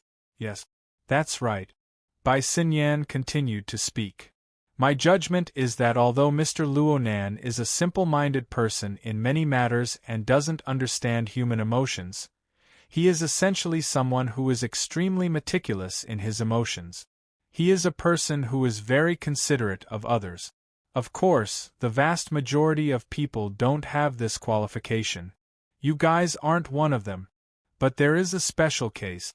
He treats those who work as tools for him with preferential treatment. I feel that Ms. Machiko Kawahara can be classified as such. Of course, this is just my judgment and conjecture. Believing it might not happen. If you don't believe him, it might happen. Dr. Clay took the initiative to complete his sentence. He thought even more. We don't know the range of that person's divine blessing. If it's a single target blessing, then I'll be in great danger. Maybe. Before Bai Xinyan could finish speaking, she heard Dr. Clay yell loudly, Ms. Kawahara, it's very dangerous over there. Retreat. Sure enough, the top researchers were all doers. 2 or 3 seconds after Dr. Clay's yell, a cacophony of screams and sporadic gunshots rang out. Bai Xinyan laughed. She didn't hesitate and hung up the phone. Dr. Clay didn't need any other suggestions at this time. Whether or not he could return to Luoyang City's laboratory alive depended on his luck. Bai Xinyan wanted to leave, but she was startled the moment she turned around. Applause rang out. A fat figure with a bulging belly came out from the exit she had just passed through. The analysis just now was very brilliant. Miss Bai, aren't you interested in verifying it? Mr. Black Lion. Bai Xinyan was a bit surprised to see the newcomer, but she quickly came to her senses. You're also looking for someone? Black Lion grinned, revealing a mouthful of golden teeth. No, I'm here to dispel doubts. Chapter 1090. Dispel my doubts? Bai Xinyan's attitude was very cautious. There's no need to rush. Speaking of which, I didn't pay much attention to the plateau wilderness. But after listening to Miss Bai's analysis, I feel that there really is something going on. Miss Bai, you have the pearl of wisdom in your hands. I want to verify it. Shall we go together? As an extraordinary, the king of Black Africa, and one of the most powerful magistrates in the world, Black Lion had an absolute psychological advantage when facing Bai Xinyan. This was not something that could be changed by his amiable attitude. Even though his tone was one of discussion, Bai Xinyan could not refuse. While they were talking, a halo of light spread out beside the two of them. The colorful light struck the surrounding chaotic mist. At first, it was hazy and mottled, but the projection quickly adapted and formed a relatively clear image. The scenery on the screen was clearly that of the plateau wilderness, saltwater lakeside, and the chaotic one-way group. Bai Xinyan was even able to see Dr. Clay, who was in a relatively more forward position. Bai Xinyan was able to see Dr. Clay. Of course, if one were to use the saltwater lake as a reference, the one at the front was Kawahara Michiko, who was knee-deep in the lake water and mud. And right in front of her was a monster with a malevolent horn. It was half in the water, and it was quickly approaching. Clearly, this was the source of the crowd's panic. The monster had thick armor and sharp teeth. It was a bit like a crocodile. There were blade-like bone spurs on its forehead. They were like hard fins that cut through the water. They split the water surface and quickly closed in. The projected image was a bit shaky, but it was not just because the photographer was panicking. Upon closer inspection, one could see that there were clear traces of technology splicing on the image. It was probably a combination of the people recording the scene and some low-altitude satellite images to form the effect of a live broadcast. And judging from the time of Bai Xinyan's call, there might be some delay. Even though the conditions were shabby, the only people who could watch such a real-time, live stream, at this stage were the Archons, who had extremely high authority like Black Lion. Perfect timing. Black Lion rubbed his stomach and turned to look at Bai Xinyan. You said this woman would be fine. Before Bai Xinyan could open her mouth, a figure stood out from the group of one-way tour groups that were retreating in panic. It was Dr. Clay, who was moving in the opposite direction. With extraordinary courage, the man of action took another 2 steps forward. Then, he took advantage of his expertise and shouted, "You're a professional! It's the Highland Water Arrow Dragon. The water arrows shot out by its hollow bone spurs are poisonous. Whether or not it would work was another matter. Attitude was very important." The Black Lion chuckled. Just as he was laughing, the water arrow dragon in the projection had already assumed an attacking stance. In the next second, it sprayed, but what it sprayed was not the so-called poisonous water arrow, but a flash. The flash of light exploded in the middle of the hollow bone spur that should have shot out the poison water arrow, forming a dense electric-magnetic fire that instantly proliferated and spread. The water arrow dragon did not have any vocal organs. When it suddenly opened its huge mouth, 3 to 4 rows of densely packed teeth could be seen. They were also shrouded in electric light and magnetic fire. It made one wonder if the inside of its body was also filled with the same power. This was not what Dr. Clay had warned about, and it would not be the same. Only now did most of the people suddenly realize that this scene, or more accurately, why did the flashing electric flames look so familiar? Only aptitude users like Black Lion and Bai Xinyan could see the sequence of events clearly from the projected image. The flash of light did not come from the water arrow dragon at all. It was a reverse impact. The flash of light passed by Dr. Clay and brushed past the shoulder of Michiko Kawahara, who had already fallen to the shore. It hit the bone spur fin on the forehead of the water arrow dragon. It originated from the wreckage of the magnetic light portal on the shore that no one dared to set foot on. Only God knew what the mechanism was, but it really seemed like there was a magnetic induction that attracted the electric magnetic fire and accurately hit the target.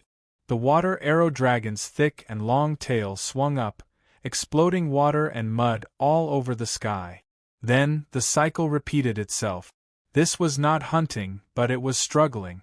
The flashing electric-magnetic fire wrapped around this aberrant species. It was dazzling, almost making people think that another portal had opened. It was not. It was just that in its suppressed and intense struggle, its originally fierce and tyrannical body began to distort and deform. The degree of distortion became greater and greater. In the end, the scales disintegrated and tore apart, exposing the bright red flesh. It also sizzled under the electric fire and magnetic light, twitching and deforming violently. Sometimes there was even a sudden huge stretch, as if all the flesh and blood under the broken scales were forcibly extracted. Is there something inside? The black lion subconsciously ground his black gold teeth. He was quite engrossed in watching. Bai Xinyan narrowed her eyes slightly, but this was to adjust her eyelids that were twitching due to the fluctuations in her heart. She did not respond, because she did not know how to answer.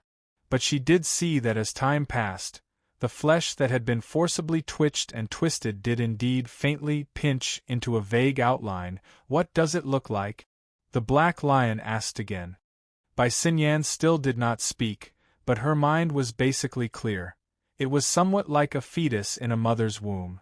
Or to be more direct, it was like a curled-up humanoid creation.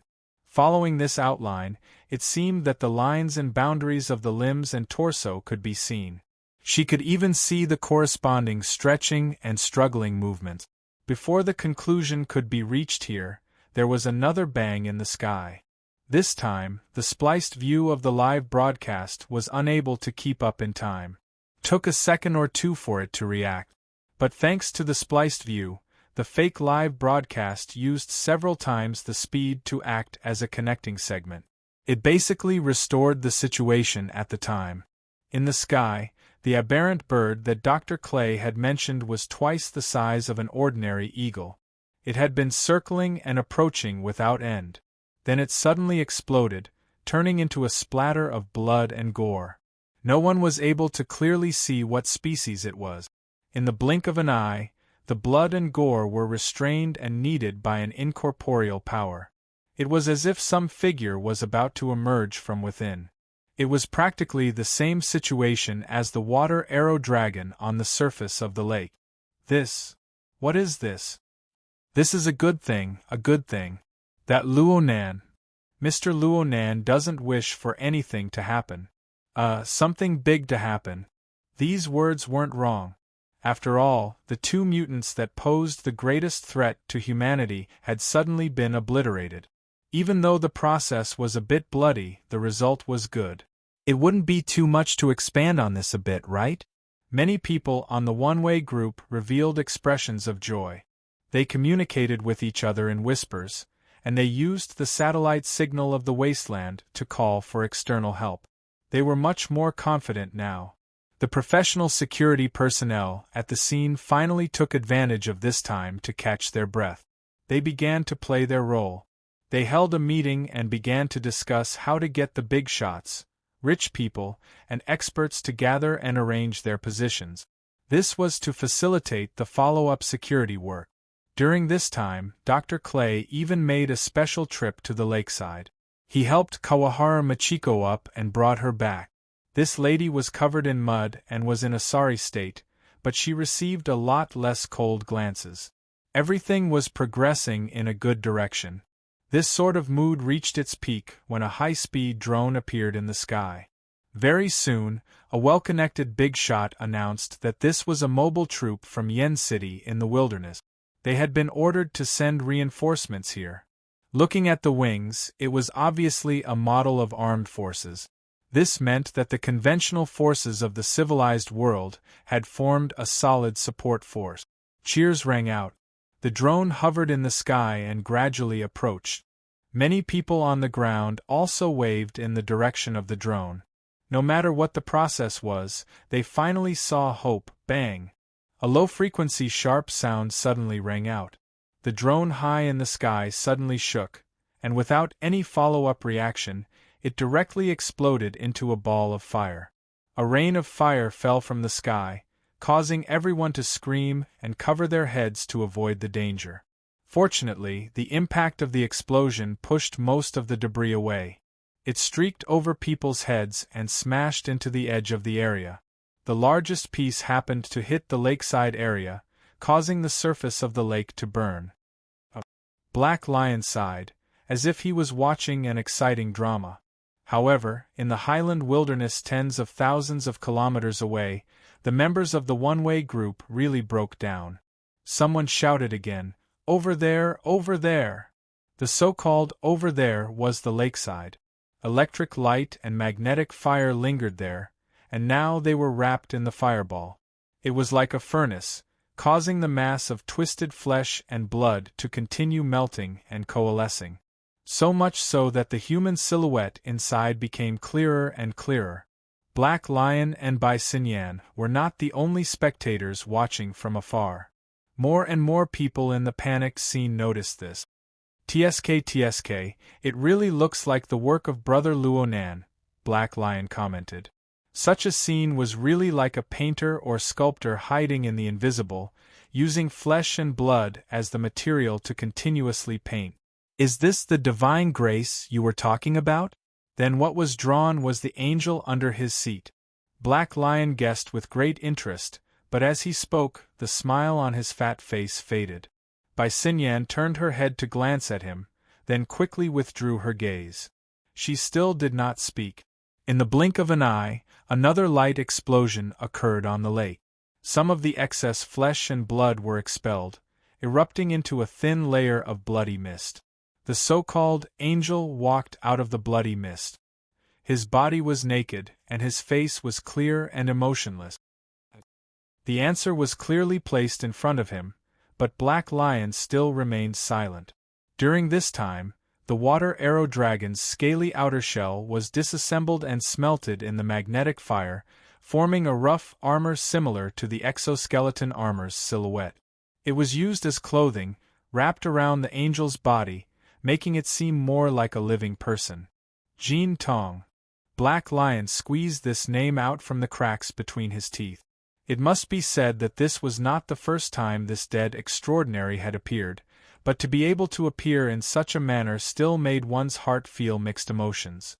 After Jin Tong took form and appeared, he did not make any other movement. He just raised his head towards the sky. Many people's gazes followed him upwards. In the sky, the magnetic fire within the smoke flickered and extinguished, and another figure appeared.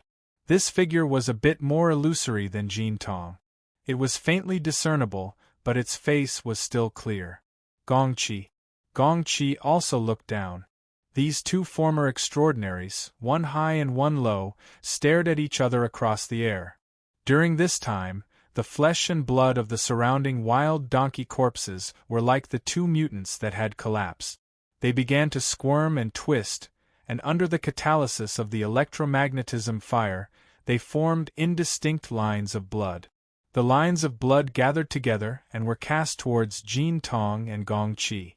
The others looked at each other in dismay when they saw this scene. Some people came to a sudden realization, stomped their feet and cursed, "It's Luonan's." Before they could finish speaking, the person next to them forcefully covered their mouth. The range of the electromagnetism fire was clearly increasing. It appeared and disappeared in the air. It wasn't very frequent, but due to its powerful decomposition and catalysis function, it gave people the feeling that it had formed an inescapable net. It had trapped these 100 or so unlucky bastards who had nothing but wealth and technology. It was hard to say when a misfire would occur. No drones or other man-made objects would appear in the following period of time. Even if there were, they would probably stay far away from this area. What happened before was absolutely not an accident. It wasn't that no wild beasts and mutants had tried to enter this area, but they were struck by the electromagnetism fire before they could approach. They were torn apart, warped, and remolded. All living creatures turned into clay and clay. They became materials for the two extraordinaries, or perhaps the extraordinary figurines. These two bizarre existences grew more and more alive. It also caused the people in this area, who were temporarily the exception, to grow more and more pale. No matter what the reason was, no matter what the design was, the people present and those who weren't present found it hard to forget the leaping electromagnetism fire before their eyes. Some people couldn't forget the images that were pieced together within the electromagnetism fire. Some people couldn't forget the fate of having their souls captured and made into figurines. Even in death, they couldn't free themselves. There were also some people who grew more and more clear about the current situation. From beginning to end, nothing else had ever dominated their fates. There was only Luonan's will. Let them live. Let them die. Let them live. Even death might not be the end of all troubles. Time slowly passed. The people were unable to make any effective movements within this tangible and intangible net. During this period of time, some people were on the verge of collapsing completely, but there were also people whose minds grew clearer and clearer. For example, Michiko Kawahara. Michiko Kawahara had survived the edge of death, but she was no longer able to reflect her image. She had lived in the state of clay for a period of time, but now she let out a long breath. She took off her suit and used the lining of her expensive, custom-made coat. She did her best to wipe the dirt off her hands and face. She tied up her hair a bit, recovering the image of a strong woman with difficulty. Then she turned her head to look at Dr. Clay, who had just pulled her up. As for Dr. Clay, this man of action, he also turned his gaze. Truth be told, he felt that this scene was preposterous. But he thought back to Bai Xinyan's words. Of course, the most important thing was Luo Nan's actions after entering the scene. Suddenly, his thoughts became clear. Michiko Kawahara's gaze gave him one final stirring. The two formed an effective tacit understanding at this moment. Michiko Kawahara pursed her lips into a smile. "Doctor, are you interested in this?" These words broke through all of Dr. Clay's apprehensions. He grinned, suddenly raised his hand high, and shouted loudly, 10 million! 10 million credits! Chapter 1091. Dr. Clay's actions were far too abrupt and absurd. Under such circumstances, the surrounding people were confused for a time. 10 million was a small amount to most of the people present. But what was the point? Soon, Dr. Clay's finger pointed at the location of the Jin Tong on the lake. He added more concrete information. "I want this one. Cash transfer after tax." A few key words piled together and finally stimulated everyone's train of thought. Perhaps most people were not thorough enough, but there were some who reacted quickly. For example, Mr. Luo Nan had repeatedly called out the man with two beauties in his left and right arms. He suddenly jumped up from the ground and extended his arms to the sky. He even spun in circles in the direction of the gong opening. 100 million! 100 million! I want this one! Such a bidding war was suspected of driving up the price, but the atmosphere became lively. Experts and tycoons all had leaders. No matter how confused the others were, they all came to a sudden realization. That's right. Luo Nan had said that the gong opening and the Jin Tong were added to the auction. Since they were auction items, they naturally had to bid. Otherwise, how could they be considered cooperative? How could they show their attitude? Even now, there were still many people who did not know what these two things were. They did not know what use they had in their hands. But they absolutely would not let this opportunity slip by. Compared to the auction items, compared to money, their lives were more valuable, right? Moreover, they had to listen to their words. That young Mr. Luo had said that he was heavily in debt and that he relied on lecturing for a living. Such a capable person had to live his days in poverty. Everyone saw this. How could they not feel guilty? In just a few breaths of time, a nest of ungrateful people had hot tears in their eyes. They raised their arms and cheered loudly, causing the number of gold coins that had just been revealed to increase exponentially. During this period of time, some people had a flash of inspiration. They felt that their personal financial resources were limited and their contributions were insufficient. They simply huddled together and formed a temporary alliance to bid together. This caused others to imitate them one after another. In a short amount of time, the two auction items were raised to over 700 million. It looked like they could break through the 1 billion mark at any time. Auctioning or fighting with your life? That's the question. Black Lion grinned, not concealing his ridicule at all. But the real problem is that the lives of these people can't compare to those two masterpieces, even though they look like half-finished products. As he spoke, Black Lion made another call. "Hello, is your phone auction line still there? As so straightforward?" The Black Lion looked back at Bai Xinyan and complained, "Someone is more anxious than me?" As he spoke, He turned the projection into picture-in-picture mode and connected to the auction house's signal. The auction hall was supposed to be empty, and it was indeed empty. However, at this time, the lights at the edge of the booth flickered and there was a ringtone. It was the light for the telephone auction. Someone was bidding, and it had nothing to do with the reason of saving his life. "Are there so many bored fellows like me?" Black Lion said, but he did not hesitate to use his authority to join the bidding. Bai Xinyan pursed her lips slightly. She looked at the projection that was split on the surface but unified in substance. She looked at the arms that were waving vigorously by the shore of the saltwater lake. She looked at the flickering lights in the auction hall. She had been in the room when Luonan and Blood Demon had been conversing. She knew the cause and effect of the matter. She knew that this scene was actually caused by Blood Demon's wild imagination. However, even Blood Demon himself would not have thought that Luonan would actually use such a method and such a method to draw cards. He would distort life. At the very least, he would distort the form of existence of life. On the surface, the Black Lion merely displayed a deep interest. However, beneath this deep interest, what were his deep psychological feelings like? Was it that he grieved for his own kind? The fox grieved for the rabbit's death? If the Black Lion was like this, what about the other extraordinaries, the most powerful group in the world? Did Luonan not think about the consequences? Bai Xinyan was not worried. She was just deeply curious. Black Lion was a bit free after a round of bidding at this time. He turned his head to ask her, "Miss Bai, according to your understanding, should we think deeper or shallower about Brother Luonan's actions? What does it mean to be deep? What does it mean to be shallow?" The Black Lion knew that she was asking a question he already knew the answer to, but he still said a few more words. If he thinks deeper, then he has an even deeper calculation, layer upon layer.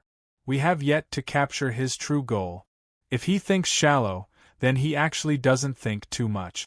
It's just that we have overlooked some problems. The Black Lion should be said to have thought deeper for things to reach this point. Everyone thought deeper. Of course, Bai Xinyan would not say this. She just combed the hair in front of her forehead and smiled. In short, it's just that we don't know. The Black Lion shook his head. This doesn't mean that we don't know.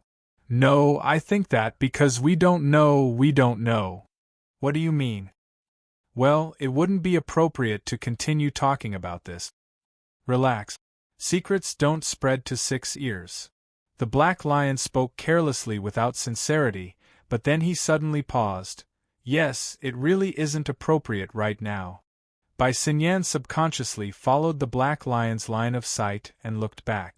She saw a figure faintly discernible within the thick fog that pervaded the air. It was floating above the pool. It seemed as if it would become clearer, but it also seemed as if it could melt into the depths of the fog at any time. Luonan. When did he come? Bai Xinyan's heart skipped a beat. Luonan did not pay attention to this side. He just quietly and attentively looked at the clouds in the sky. He was alienated from his surroundings. It was like the colorful scenes around the Black Lion and Bai Xinyan. They were just projections of transcoded information streams. However, lightning could be seen flowing around his body and within the clouds and mist. There were crackling sounds. Although Bai Xinyan was 20 to 30 meters away, she still felt her face go slightly numb. It was as if an electric current had passed through her. I suddenly understand a bit. The Black Lion subconsciously took 2 steps forward and muttered, I can't figure out this little brother's foundation, so I can't figure out his pursuits. I don't know his pursuits. I can't figure out his goals and thoughts. This is the extraordinary power that reconstructed Gong Qi and Jin Tong. At this moment, it was hard to tell if lightning was flickering in the depths of the Black Lion's eyes or if fire was bursting out of the Black Lion's eyes. He did not conceal the desire and greed in his heart at all. Finally, Luonan seemed to have sensed this. He turned his face.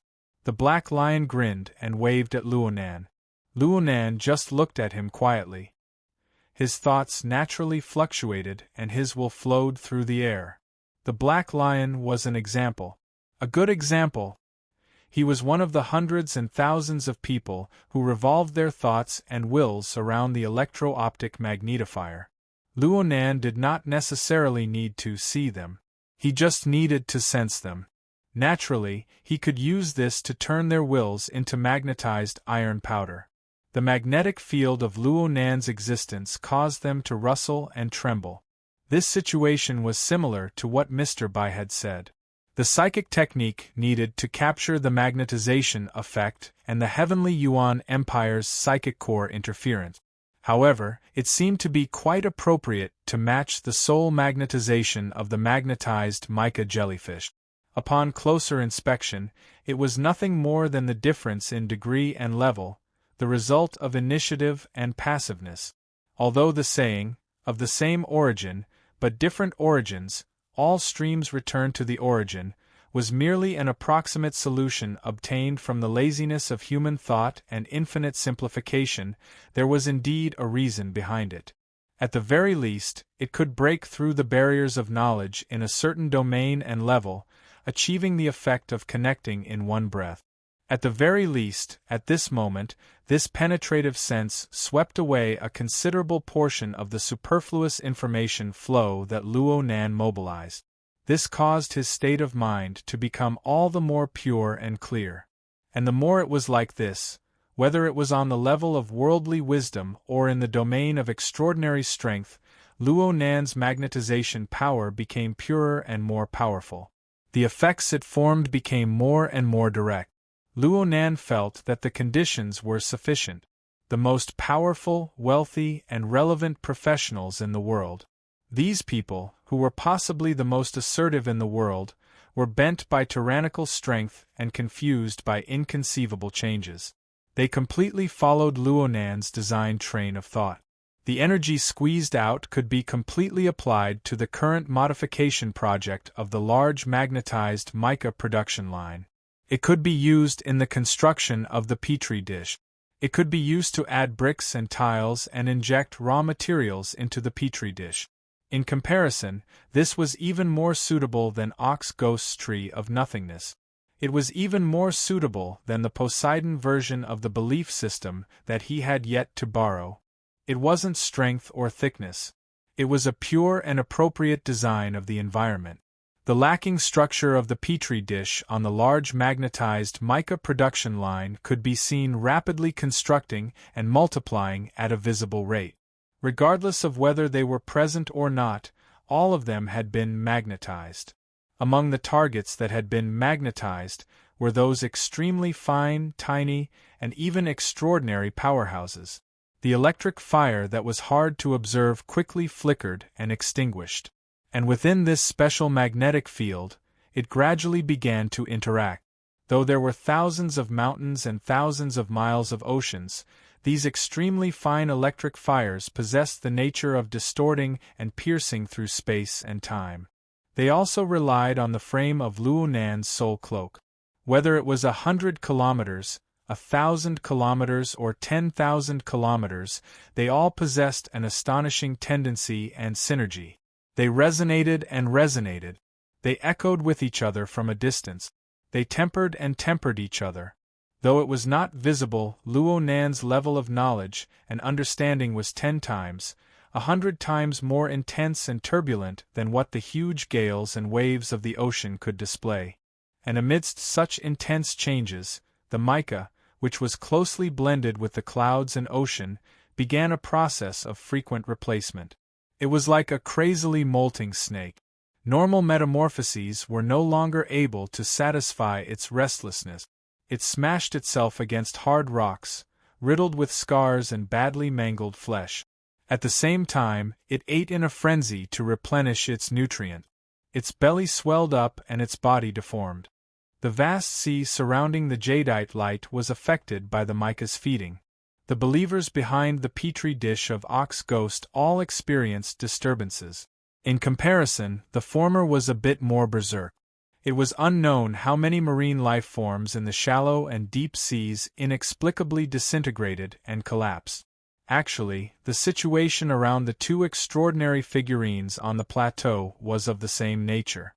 The latter was a bit more gentle in comparison, but it still possessed a deep warping effect. It was unknown how many believers of Band City would have nightmares for some time to come.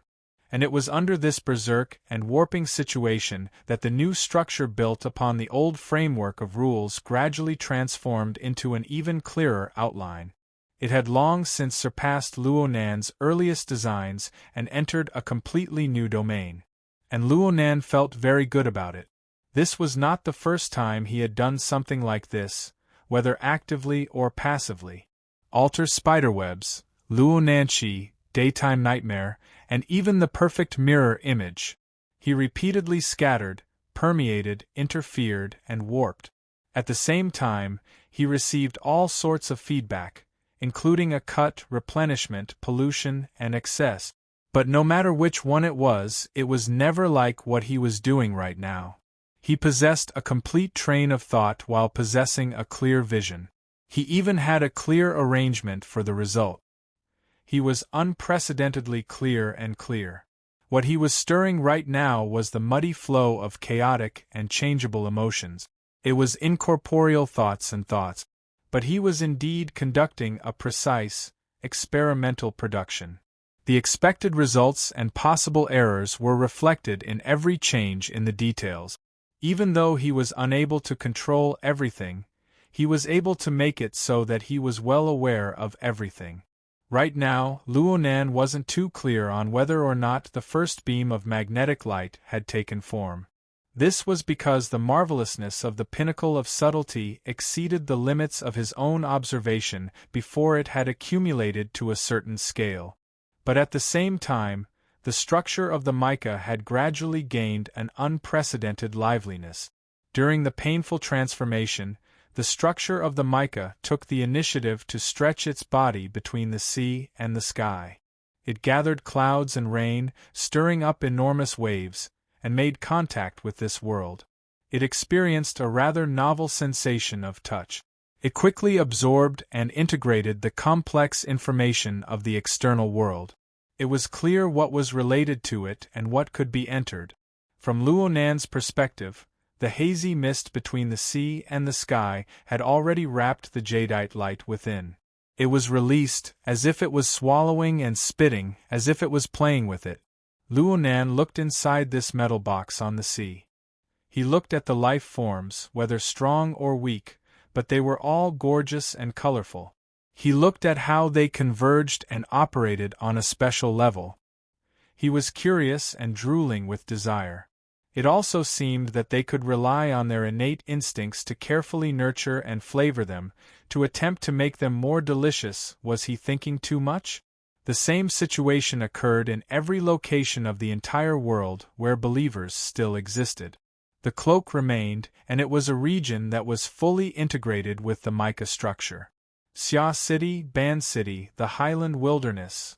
The cloak had yet to be completely repaired, but the magnetic light had already transcended the hindrance of space and time to form an incorporeal skeleton. It was so weak that Luonan himself couldn't quite make sense of it. But it was indeed like. At the very least, the mica structure it affected and interfered with was indeed like a life form that possessed self-awareness. It used its unique perspective to explore this world, to search for the conditions and space for survival in an even broader domain. At this level, it was more and more in line with Luonan's imagination and expectations, whether it was from the perspective of conventional empirical logic or from the harsh standards of superconfiguration theory. Magnetic Light Mica. Chapter 1092. Was this the magnetic mica jellyfish? Luonan didn't have a definite answer for a time. Even though his mental observation could be said to be at the apex of Earth, it was still extremely strenuous for him to capture more details within this marvelous magnetic structure and even decisive evidence. This was determined by the breadth, precision, and level of perception. Luckily, Luonan still possessed a fundamental advantage when compared to others. This marvelous existence was something he had created based on the basic design of the school of fantasy. He had combined it with actual examples to produce it step by step. He didn't rely on external machines on the production line he had established. Instead, he relied on the provisions of the laws. A crashing sound rang out on the mental plane. The heavily chained crow hummed, just like how it controlled the wraith sign in the past. It followed the special laws and regulations to permeate into the subtle and complex magnetic structure, attaching and controlling it step by step. The existence that was gradually becoming intelligent, let's call it the magnetic mica jellyfish. It instinctively rejected this situation, but it didn't know how to resist in its naive ignorance. In the end, it allowed the heavily chained crow to penetrate through the lock layer by layer, forming a firm bond with Luo Nan. From the perspective of the magneto mica jellyfish, it shouldn't be able to understand the meaning of these fetters. It just followed its natural reaction, following the fetters and projecting its unique probing antennae in the opposite direction to point at Luo Nan. In this instant, the special clairvoyance pierced through the cloud layers of the globe, pierced through the projection path of the water vapor fake, and even pierced through Luo Nan's original frame of body and soul on the yacht in Ban City. It pointed straight to a deeper level that even Luo Nan himself wasn't too clear on. According to Luo Nan's current superficial understanding, it should belong to the fantasy layer referred to by super-configuration theory. It formed the core of the laws of super-connection and super-interference. It pointed straight to the fundamental structural method that made Luo Nan Luo Nan Luo Nan. Yes, Luo Nan was searching for an answer from a book. In any case, the magnetic mica jellyfish carried out a warping effect on such a level. It disintegrated, reconstructed all things, and even broke through the barriers of space and time. It constructed a completely new connection that surpassed imagination. Since it possessed this kind of ability, it was necessary to possess the corresponding sensing foundation. At this moment, the magnetic mica jellyfish already manifested its transcendental talent and insight. It was because of this transcendental determinism that the magnetic mica jellyfish was destined to be born with a way of existence, growth path, and corresponding thinking and behavior pattern that was completely different from the normal life that humans understood. The mutual clairvoyance between Luo Nan and the magnetite mica didn't have much of an effect on the magnetite mica, which was practically a blank piece of paper right now. It just had an additional channel to gather information.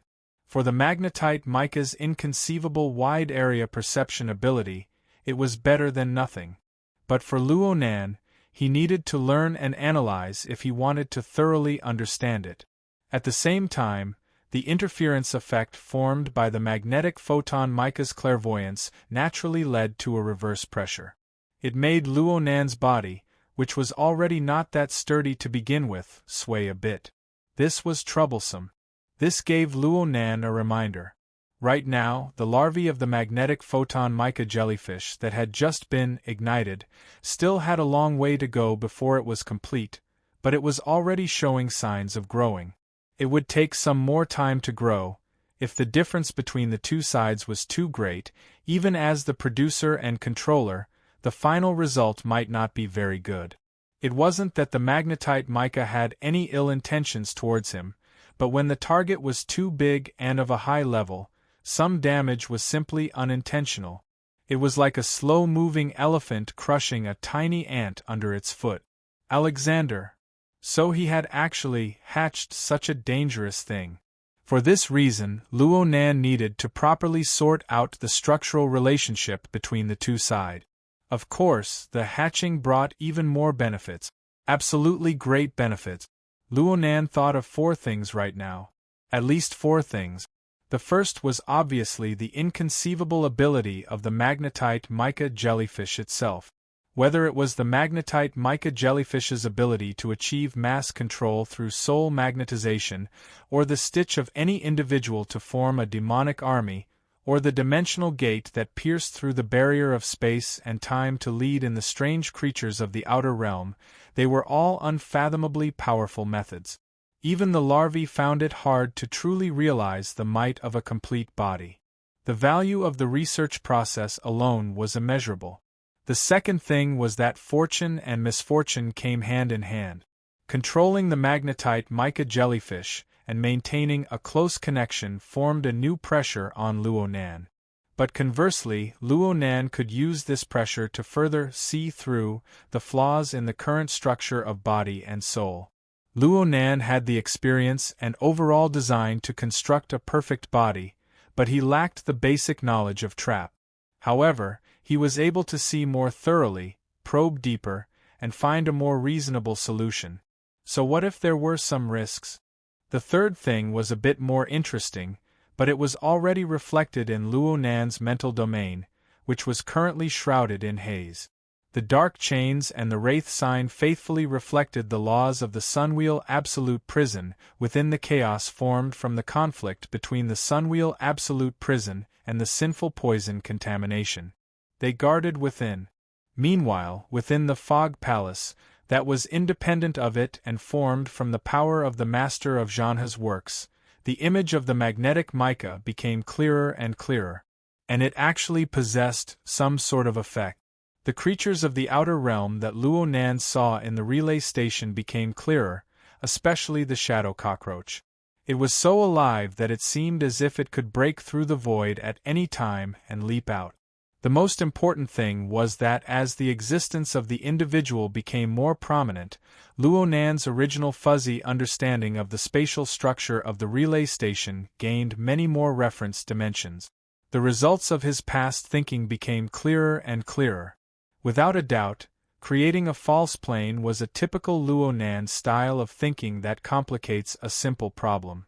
The probability of its realization grew greater and greater as time passed. If he were to borrow the help of the Innerverse simulator, well, it was affected by the pressure of overload. It was still in a state of self-repair. Luckily, Luo Nan used other methods to buy himself some time. A plane was no longer a necessary bargaining chip for the possible threat that would occur in the high-level meeting soon. But Luo Nan would not lower his requirements for it. This was because this was one of the best tools to deal with the Deep Blue World and Li Wei. There was also the fourth benefit. Luo Nan had already begun to experience a portion of it. It was the wide-area, high-level perception of the magnetite mica. Frankly speaking, Luo Nan had yet to figure out what was going on with the magnetite mica's perception. It seemed to be related to electromagnetism, but it was merely something on the surface. After all, his knowledge reserves were insufficient.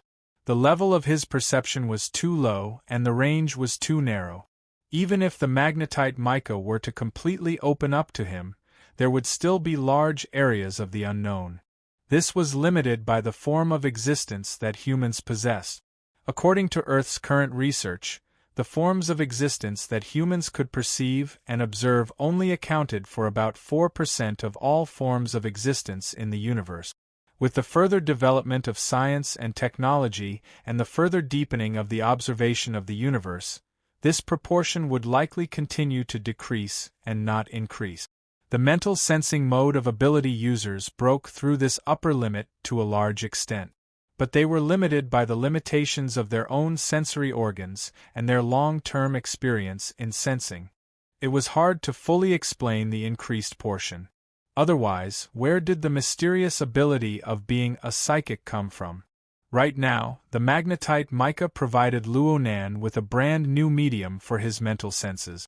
This kind of breadth and depth was a level that was practically impossible to reach in the long natural evolutionary process of human life. Luo Nan's own abilities were largely rooted in his sensing ability. He could rely on this new medium, this new platform, to realize new breakthroughs. In comparison, the Soul Cloak, which used the structure of water molecules as a medium, was limited in the end. It lacked universality. It was fine in an environment rich in life like Earth, but once it rose to the interstellar realm, it would inevitably become stretched thin. Why did he think of the interstellar realm? Luo Nan raised his head. There was only the endless curtain of night covered by thick clouds above his head. Of course, on the rotating Earth, the coexistence of day and night was inevitable. The luxurious cruise ship was traveling along the 180-degree meridian from east to west. The time difference of 3 hours made it so that the sun was setting in the East 9th District, located on the west side of the Pacific Ocean. The setting sun covered the water and the sea was dyed in blood.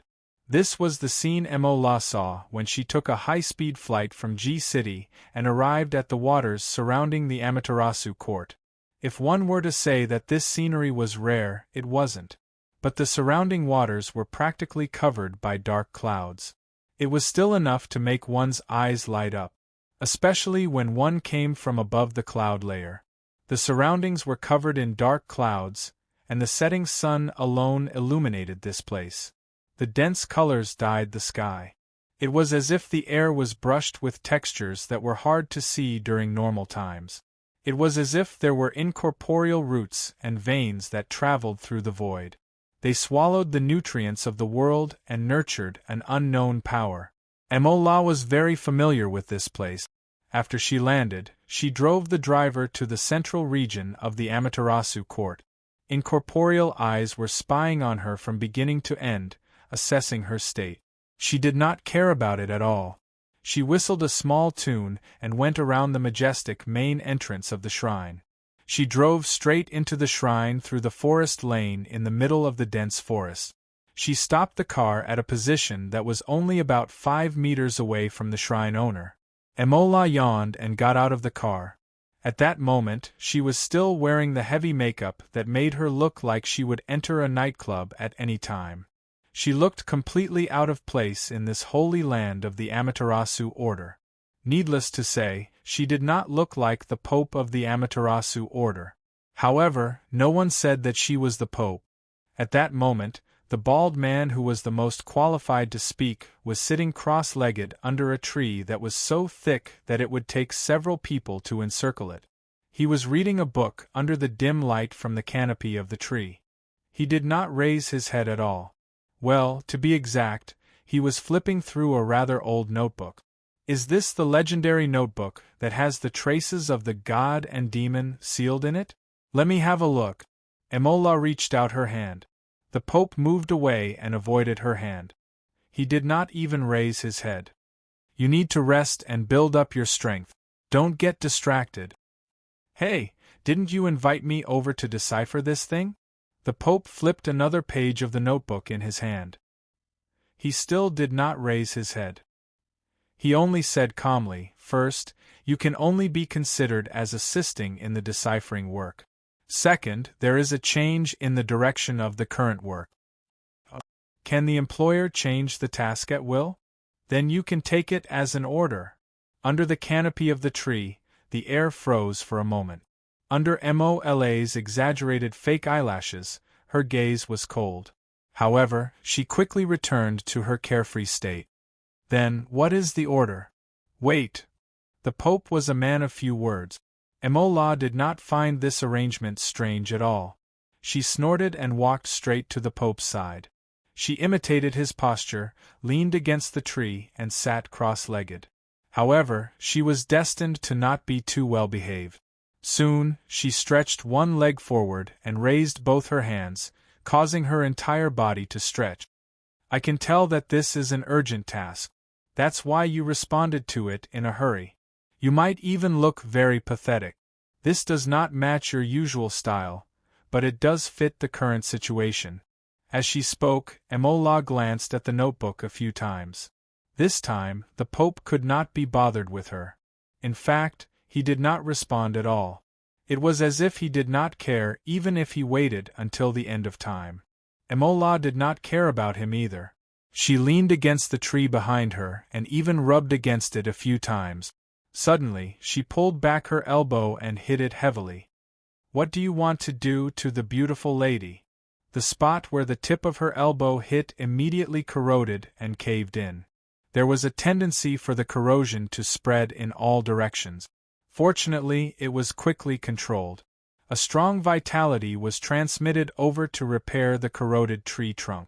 For a moment, cracking sounds could be heard continuously. Before the repair was complete, the bark of the tree that was hit by the elbow was torn. A large number of wood fibers pierced out and quickly wrapped around and took the shape of an adult male. "You rotten woman!" The true god came out of the tree in exasperation. He had the appearance of a young man with a fiery temper. He was tall and strong, but when the dense wood fibers were molded, they formed a large number of patterns. Occasionally, natural spots would appear on the surface, giving people a feeling that he was almost old and inhuman. After this person appeared, he only needed to extend his hand to smash Mola's head. However, the latter did not care about this at all. He continued to lean against the tree trunk and squinted his eyes. He was a typical catching up on sleep after a night of wild indulgence. He only muttered between his lips and teeth, "Do you look more like a tree or a person now? If it's the former, I won't say anything. If it's the latter, then treat this elbow as my congratulations to you." His voice gradually faded away. The true god lowered his head and stared at Mola using a human's method. For a few seconds, he did not speak. The Pope turned another page and spoke leisurely. "You can't really be treating her as a rotten animal, right? Who doesn't love fresh ingredients?" The true god cast a sidelong glance at his father. "Is there a need for you to beat around the bush? You can't really be treating her as sleeping, can you?" Mola's eyes were still closed, but he suddenly interrupted. "Speaking of which, I wanted to ask you a long time ago." The true god turned his head around again. "What?" "It's none of your business. I'm asking about that father of yours." Mola's eyes were still closed as he muttered in a low voice. "I wanted to ask, did you really treat her as a foolish son and raise her?" The Pope did not reply again. However, this time, he raised his head. His gaze passed through the luxuriant canopy and branches and looked at the sky that was gradually washing away the blood and turning greenish-gray. He was so engrossed in his gaze that it was as if he wanted to capture the faint light that belonged to the stars. Chapter 1093. In low Earth orbit about 400 kilometers above the Earth's surface, the Jade Dragon was silently operating. As the platform of the old Magic Cloud-class internal defense circle, Jade Dragon had been operating in the low Earth orbit for more than 30 years since it was put into service, and it had the experience of firing at landlords many times. Its overall structure couldn't be said to be excellent. In the non-breaking energy-saving state, even if only the life support system and observation system maintained operation, there would still be a considerable degree of mechanical noise. Once a few more modules were opened, the treatment of "leaning against the wall is like a massage bed" was not a lie. At this moment, when the ship's adjutant Claire held onto the handhold on the bulkhead, he felt like he was holding a massage stick. However, he still relied on his 10 years of practical experience in the aerospace army to skillfully use the handhold. With just one push, he easily passed through the nearly 20-meter-long passage. Originally, he could have also calculated the opening time of the automatic sensing door, but the door of the command cabin turned out to be an antique that required a password to enter, so there was nothing he could do. Even if he opened the password-protected door, he still entered the so-called bridge without a hitch. This was the most spacious place in the entire ship. It was close to the height of a 2-story building, and it had an excellent hollow structure. There were fixed positions arranged in a spiral pattern on the inner wall, and there was also a luxurious one-piece projection tactical sand table that made proper use of the hollow structure. In Claire's opinion, this was the most eye-catching design among such antiques.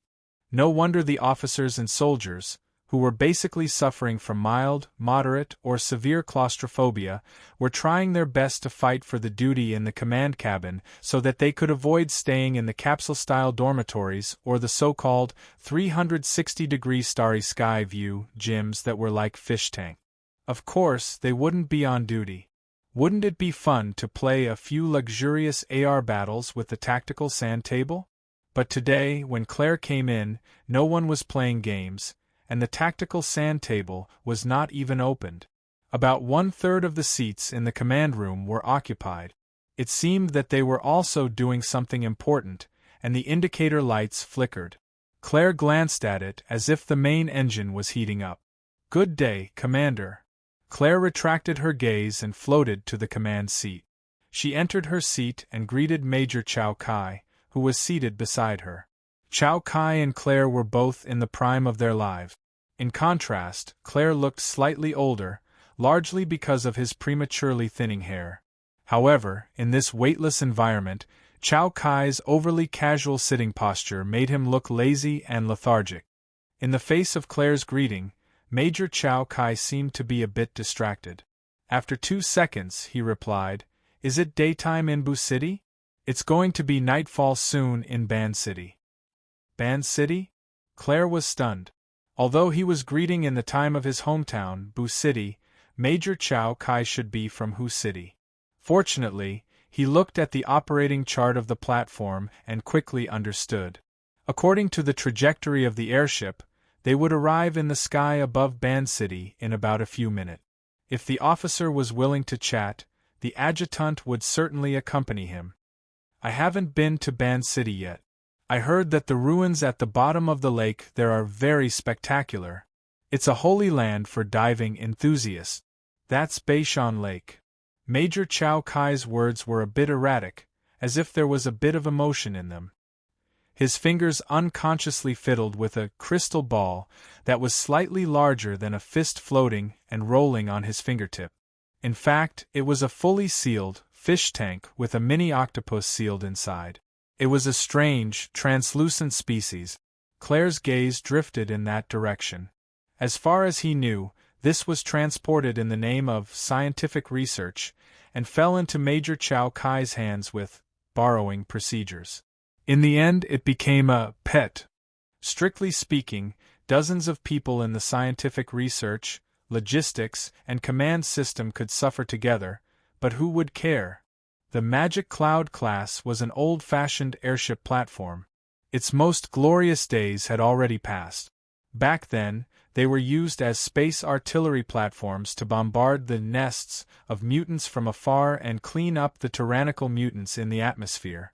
They had made an immortal contribution to the construction of the human defense system in the era of mutation.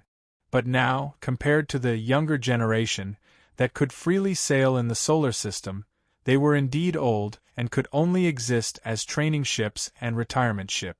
The Jade Dragon was especially unfortunate, because it had to take care of research projects that could be used for both military and civilian purposes. It even lost the qualifications to train new recruits. Now, all that was left here were all floating personnel who had been transferred over according to procedures. They had enough seniority and were ready to be promoted or retired. His commanding officer, Major Chow Kai, was an unlucky guy who was about to retire when he was in the prime of his life. Only God knew why. In such an environment, no one would care about such a small detail. In fact, in space life, where birds were no longer used to the outside world, anything new and interesting would be pleasing to the eye. Even Claire himself was a bit moved by the little thing that had survived in the sealed fish tank. He was already thinking that after Major Chow Kai got tired of it, maybe he could borrow it and play with it for a few days. Of course, he couldn't do it now. In fact, as an adjutant, he had only been transferred here for a few days and wasn't close enough to Major Chow Kai and his old subordinate. For example, right now, he hesitated for a moment before deciding to make a small joke to close the distance. "If it's Sakura City, Sir should have a special memory there, right?" "Very special." The corner of Chow Kai's mouth twitched, then he took the initiative to change the topic. "You're not on duty right now. What's the matter?" Claire shrugged. "It's just a little sensitive to the idle jitter." "Are we going to apply the brakes?" "Yes, the altitude of the platform's orbit is currently 392 kilometers. The Research Institute hopes to raise it to more than 428 kilometers to optimize the observation angle. The ground process has been completed." The words of the sugar daddy were indeed useful. Of course, Claire didn't say this out loud. After all, the sugar daddy who paid for 75% of the platform's operating costs had the right to be respected. Claire didn't take this seriously. For the aerospace army, it was already the interstellar era. This kind of old platform was nothing compared to those ships that cruised freely in the solar system. A simple maneuver of a few hundred to 1,000 kilometers was nothing. Do you need me to do anything? It's not like you're on duty. What can I do? Major Chow Kai said casually. Claire was a little embarrassed. She could only explain in her heart that this was probably a sign that the relationship between the two sides was closer. Fortunately, Major Chow Kai had a follow-up. Since you said this, just in time, help me supervise them to do the overall heat engine test. In addition to the engine, the other systems also have to be temporarily awakened. Clarify the status, and form a report with the test results. This is probably the last document I'll sign in the military. Claire really didn't know how to respond. She could only reply, "Yes, sir." At this moment, the sergeant in the opposite seat reported, "The main cannon power test has been completed. Do you want to continue charging?" Claire was shocked. Main cannon? Chapter 1094. The main cannon of the Jade Dragon wasn't actually a cannon at all. The Magic Cloud-class internal defense ship platform was known as a space-based weapon platform. In fact, it was limited by the conditions of the past. It was only equipped with two types of weapons according to its two main functions. One was an electromagnetic railgun used to lock onto the troublesome mutants that cruised in the upper and middle layers of the atmosphere. It had astonishing single-target killing efficiency. Everyone was used to calling it the secondary cannon. The other type was a weapon of mass destruction that was specially designed to target the mutant nests in the wilderness and the extremely powerful mutants that were beyond imagination. It was the so-called main cannon. The main cannon charging, that the sergeant mentioned, was strictly speaking to charge the launcher. As the military's strategic posture toward the wilderness changed from defense to counterattack and gradually gained the initiative, new types of war weapons emerged one after another. The Magic Cloud-class platform had basically withdrawn from the front line. Now it was only engaged in scientific research, shooting birds, and helping to clear high-altitude routes. It basically no longer carried out ground attack missions. However, it was still in a state of preparation for war. The ammunition base was reduced by half, and there was still one round of ammunition for the main cannon. Claire wasn't worried about anything else. She was worried that the soldiers on the ship, whose sense of responsibility was at an all-time low, would make a careless mistake and throw out the deadly thing in the magazine. It wouldn't explode. Without authorization from the ground, this thing was just a lump of iron. However, if it really floated in the atmosphere, they would immediately become the joke of the aerospace army. At the same time, the aerospace army would also become the joke of the entire Earth, although there was a high chance that many people wouldn't be able to laugh. In fact, there was already a precedent for this kind of situation where people couldn't laugh. "Sir, during the dark side exercise last year." "You mean the Yoda incident?" Major Chow Kai understood instantly, but he had no intention of changing his order. On the contrary, he undid the fastening buckle on his chair and floated up. During this time, he casually pushed the crystal ball toward Claire, who instinctively reached out to grab it. "So, I need my adjutant to focus. You stay here and watch for a while. I'll go clean up the internal affairs." "Yes, sir." What else could Claire say? Moreover, looking at the translucent octopus that he suddenly obtained, he felt that this was really a pleasant surprise. Normally, he would only take a few glances at this little thing from afar. This was his first time seeing it up close. He spun the crystal ball, and the little thing inside also spun, as if it was enjoying it. How did it survive? Claire had no clue at all. After two more shakes, the water sealed inside had already formed a whirlpool. This time, the little octopus instinctively went around and stuck close to the inner wall. It just so happened that its head and one of its eyes were squeezed here. Through the light of the water, it twisted into a rather absurd expression and looked over.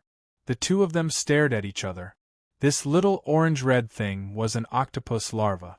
Its tentacles weren't obvious, and it looked particularly adorable. However, the structure of its eyes was a little strange. Amidst the flickering watery light, it looked a little dazzling and blurry. If one looked at it for a long time, they would feel a little dizzy. Interesting. Claire was even more determined to ask Major Chow Kai for it. This time, she wasn't just playing with it. She was going to ask for the exact same one. After all, Claire had an above-average sense of responsibility. She diverted her attention and quickly returned to business. After all, he was different from Major Chow Kai. He was a transient personnel, not a retired personnel. He had accumulated enough seniority as an adjutant, and there was still a bright future waiting for him. Claire was very attentive to the task Major Chow Kai had arranged. He unconsciously played with the crystal ball while opening the tactical sand table. The large projection space that was transparent from top to bottom showed the monitoring diagram of the entire ship. He focused on the system module related to the main cannon. After confirming that there were no abnormalities, he let out a sigh and continued to check the other modules. Speaking of which, Major Chow Kai's suggestion of heat engine testing was quite necessary. There hadn't been any combat missions in the past 2 years. With just the lightweight operation of the auxiliary cannon, some problems couldn't be discovered. For example, the research institute that was under their jurisdiction had actually secretly changed the backup information circuit. They should have stolen a part of the computing power of the platform. This was King's serious problem, all right? What was Myra, the chief mechanic, doing? If Claire was the chief officer, he would have immediately scolded Myra, but he wasn't, so he could only write it down first and report it to Chow Kai later. Also, hey number 3. Claire directly reminded, that lock-on operation is redundant. The tactical sand table faithfully reflected the operating status of each system module. It also pushed some highly sensitive changes to the core work area. Claire glanced at the map of the target area displayed on the sand table and half-jokingly reminded, if you really want to bomb Band City, the location is also off. It's the North Mountain Lake area. The tactical nuclear bomb in the magazine only has a yield of 50,000 tons. It can't even cover the surface of the lake number 3? The person who answered Claire was the silent back of the number 3 non-commissioned officer. The silence lasted for at least 5 seconds, and from the second, Claire felt that something was wrong. In fact, during this time, other than the non-commissioned officer operating the main cannon in the opposite position, the one who had previously reported that the main cannon was energized, the other people had remained silent and didn't make any movements. It had been like this since he entered the command cabin. As for the one in number 3, even though he was scolded in the face, he didn't make the slightest sound. No. Claire reached for the electric beam gun at his waist. He didn't want to do anything. He still didn't understand what was going on. This action was just an instinctive reaction. But halfway through his hand, he realized that he was still holding the crystal ball in his hand, so he was stunned. It was also at this moment that his palm inexplicably felt cold, as if something cold and sticky had penetrated the outer wall of the crystal ball and made contact with him. Claire was startled and instinctively swung her hand, but she had only swung it halfway when a strong numbness spread from her palm to her entire palm, then to her wrist, elbow joints, and then like an electric shock, it instantly spread to her whole body. Claire uttered a meaningless syllable and froze in his own seat. The fixed buckle locked his body, allowing him to maintain his previous sitting posture. There was no difference between him and the silent people in the seat. In the weightless environment, the crystal ball floated from his numb palm. The mini octopus swam inside as if it was controlling everything. Claire really suspected that the paralyzing toxin that was raging in his body was the masterpiece of the mini-octopus. If that was the case, the door of the command cabin opened again, and Major Chow Kai, who had gone to clean up previously, came back in. The Supreme Commander of the Jade Dragon turned a blind eye to the scene in front of him, as if this was the norm on the ship. He didn't go to retrieve the floating crystal ball either. Instead, he returned to the command seat and began a series of operations. Claire, whose neck was stiff, didn't even have the strength to turn his head. He couldn't see the situation above his side and could only hear the continuous short prompts. On the tactical sand table, the light and shadow changed. The previously prominent target became clearer and clearer, and round after round of operations were carried out around it. Crazy, crazy! Claire's already somewhat numb throat made a vague sound. At this time, even if he was a fool, he could guess what Chow Kai wanted to do. A surge of blood rushed up his throat, making him roar, "Sir! Chow Kai! Is your brain eaten by bugs?"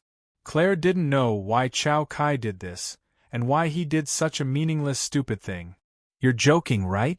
Without authorization from the ground, even if you forcibly put a nuclear bomb on the launcher, it will only be a lump of iron. At most, it will explode in the thermosphere. Apart from a little bit of nuclear pollution, what else can you do?"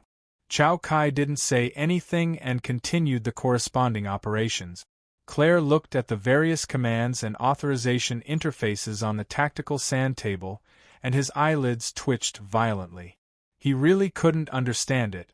Under normal circumstances, it would require 7 to 8 people to work together.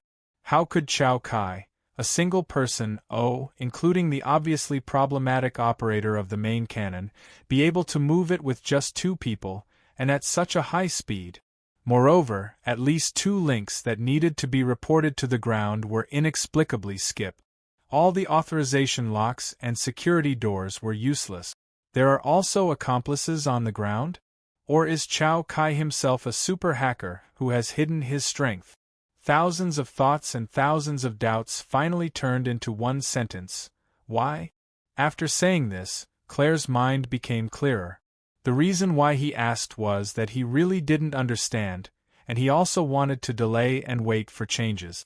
Chow Kai still didn't respond and only focused on operating. Claire could only try to find something to say, trying to fight against the numbness in his throat and mouth. "Let me guess, it's because you want to retire, early retirement?" "Yes." Chow Kai unexpectedly spoke, and his answer was especially straightforward, just like the beeping sounds of his subordinate. "What kind of damned reason is that? Is that the reason you want to bomb Ban City and take revenge on society?" "First of all, I'm not bombing Ban City. Second, I'm not taking revenge on society." Chow Kai's voice didn't have the previous lazy and casual tone. "My target is, as you can see, the Ban City trade zone on Beishan Lake. The target of my revenge is also there." "Huh! Didn't I say that? I didn't say that because I'm a secret recipient of the mutation infection, there's a so-called infection threat, and then I'll be forced to retire? I really forgot to tell you. Mutation? Claire really didn't expect it to be this domain. If it's the same for everyone, then it's fine, but do you have it in Bu City? Oh, you're in Europe, then in East Asia, Spring City. That guy in Spring City has become a hero and star. Not to mention the New World. Why did I have to do this in Hu City, a place like this?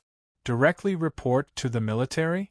Claire really wanted to shout, "This might just be a reason for someone to mess with you. But what's the point of discussing this?" In contrast, Chow Kai's target was Ban City, which was even more unreasonable. "Hu City messed with you, so you're taking revenge on Hu City. What does it have to do with Ban City? My wife and children are all there." This reason was so powerful that Claire was suddenly speechless. Of course, this is only one of the reasons. Chow Kai completely opened up a chatterbox, and his words flowed without end. Discrimination against the mutated infected has never been an exception, and it's not targeted at me personally. The stupidest thing for the weak is to resign themselves to adversity and fight alone. People like me can only hug each other for warmth. So this time, I'm doing this for myself, but also not for myself. I'm also doing this for those like me, because of a so-called mutation infection, and they're labeled and thrown into the laboratory at any time to be squeezed out of their blood, sweat, and tears. What bullsh*t logic? Isn't that so? The trade zone in Band City is indeed bullsh*t. How many vagrants and mutated infected people are squeezed in every year? Claire was so angry that she laughed. You idiot, even if this is the case with this canon, the laboratory can be rebuilt, the researchers can be recruited, and the data can be backed up. The tens of thousands of vagrants and mutated infected people who are still alive over there will all be finished. Yes, that's right. I'm using this method to help them get rid of the impurity and pain of the mutation. Claire was stunned and finally realized the extremely absurd point. Even you are discriminating against yourself. I don't deny it. Chao Kai's tone was very calm. Some people are intoxicated by the ugly power and existence of the mutation, but we are not. Our church pursues the divine kingdom that is constructed together with the power of the soul. We want to use the torrent of holy light in the divine kingdom to cleanse the mutated superfluous and malignant tumors of matter. Cult? Whatever you think. The Soul Church. Claire's thoughts went one step deeper. The military had to screen and report the churches on the list of illegal religions, and constructing the divine kingdom of the soul together was the symbolic doctrine of the Soul Church. This was also one of the most active illegal churches recently. Chao Kai tacitly agreed. Hee. Claire only had the strength left to laugh bitterly. The military intelligence and the investigation department must be eating sh*t. You want such a lunatic who believes in a cult to be the commander of a ship? Also, this kind of technology that can bypass authorization and launch a city-destroying attack on its own, what the hell is going on? In this possibly meaningless conversation, at least 5 or more authorization gates were broken without any response.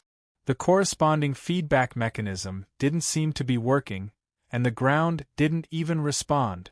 Of course, it could also be disconnected. On the bright side, maybe there would be countermeasures outside, but the inside of the ship didn't know. By the time they found out, they should have already been smashed into pieces by space-based weapons. As for the bad side, when Band City turned into a sea of fire, the ground would wake up, and then this side would be smashed into pieces by space-based weapons. They were all pieces, and there seemed to be no difference. As this thought flashed through his mind, Claire's body became more and more numb. He couldn't help but think that maybe he would directly die in the poisonous kiss of the octopus. He turned his gaze with difficulty. The thing that used to be cute, but now only felt terrifying, floated in the light and shadow of the tactical sand table. It happened to be near Band City like a demon's seal. Stuck on it, it marked death. Chapter 1095. When Claire was in a daze, the alarm sounded. At the same time, the brightness of the entire command cabin plummeted and flashed with a dazzling red light. A mature man's magnetic voice sounded, Class A violation discovered. All privileges of the ship's crew will be immediately taken away. All crew members on board will immediately stop all activities and stand by. I repeat, finally found it. Claire's fingertips twitched. This was no longer the tone of the shipboard's artificial intelligence. It was obvious that a high-level intelligence had intervened. However, he did not heave a sigh of relief. Because at this moment, with the deprivation of authority, all the machines in the command cabin, which should have been locked down, were still operating. On the tactical sand table, the real-time status of the main engine displayed did not change. The corner of his eyes twitched. This method mastered by the Soul Church is no longer called technology, but damned magic. Is there a miracle to punish us? Claire did not wait for a miracle. 10 seconds later, the communication channel was replaced by a high-ranking general's request for negotiation. Although it was in a threatening tone, it was obvious that if there was another way, the other side would not use such an inefficient method at this critical moment. In fact, it was not inefficient, but there was no effect at all. The response from the other side was only Chao Kai's low murmur. His hands had stopped all operations. He just sat in the command seat and began to recite some inexplicable incantation or scripture. The firing process of the main cannon did not stop because of this. It had been completely dominated by that magic-like power and was advancing steadily. Claire had already seen the 30-second countdown. He really wanted to do something, but the numbness had already invaded the root of his tongue. He even lost the ability to speak. Even if his eyeballs were bulging out of their sockets, he could not do anything about what was happening in front of him. His emotions were essentially no different from the other side's nagging request for negotiation, and it would not have any effect. Under the effect of this weak struggle, the 30-second countdown quickly passed and returned to 0. A slight vibration was transmitted. Claire hoped that it was just an illusion under the high tension, but it was clearly the same feeling as when the main cannon was fired. It strictly matched with logic and reality. The main cannon was fired. The nuclear missile with a yield of 50,000 tons locked onto the inputted coordinates and ignited through the space-based launcher. Under the environment of light resistance, it could accelerate crazily in a very short time and rush into the atmosphere. Under the influence of Earth's gravity, its speed could eventually reach nearly Mach 20, which was already the level of an intercontinental ballistic missile. A distance of 400 kilometers could be reached in less than a minute. He didn't know what would happen to Sakura City, but the trade zone was definitely done for. I'm really done for. Claire's eyes were fixed, and the octopus in the crystal ball was still floating in front of him. It was almost circling his face, as if it was celebrating or mocking him. Of course, the octopus simply ignored him. Claire really wanted to swallow and crush the thing in one bite. He did open his mouth, but even though his face was ferocious, his mouth was only a slit. There was nothing else, only saliva that had accumulated in the gravity-free environment and stirred in his mouth. Other than highlighting his wretched state, there was no other meaning to it. But for some reason, at this moment, the octopus, dancing in the air, suddenly trembled. It actually turned around and turned its head. The once adorable, gloomy, and cold eyes once again appeared in front of Claire. But this time, the place seemed to be a little deformed, twisting into a very funny arc shape. In fact, the round body of the octopus was also twisting, as if an invisible hand had penetrated the crystal ball and directly grabbed it, twisting it into all kinds of strange shape. After half a second, even the crystal ball outside had been twisted. Only then did Claire know that the crystal ball was actually not a crystal ball, but a different texture. He was a little confused. At this time, the chanting in the command cabin was also distorted and deformed, as if it was being strangled by the throat. Claire opened his eyelids with difficulty, but he heard a muffled bang next to his ear. It sounded like it came from the position of the main cannon operating officer opposite him. He could no longer turn his head to look, and it was followed by almost the same sound. This time, it originated from the command seat above him. Almost at the same time, Claire's face was splashed with a warm mark.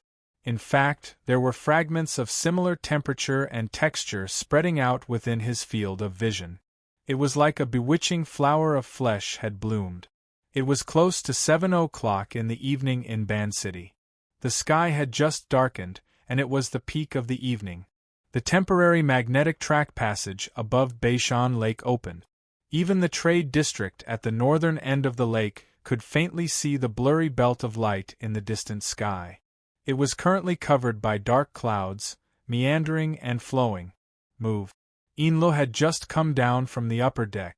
She had been in a long-distance conference with Meng Chong on the Jadeite Light, as well as Jiang Yuanzhen and the others in D-City. They were discussing how to adjust the blood flame order after Luo Nan's high key and powerful style of doing things. They talked about how the high-level conference, which had been brewing for many days, was about to begin. More new information needed to be formed, so they temporarily paused. They were prepared to make further plans after the conference. She clearly knew the truth, but Yinlu still wasn't quite used to Luo Nan's phenomenal performance of showing off his invincible might tens of thousands of kilometers away while sleeping on the yacht. She subconsciously headed toward the cabin Luo Nan was in.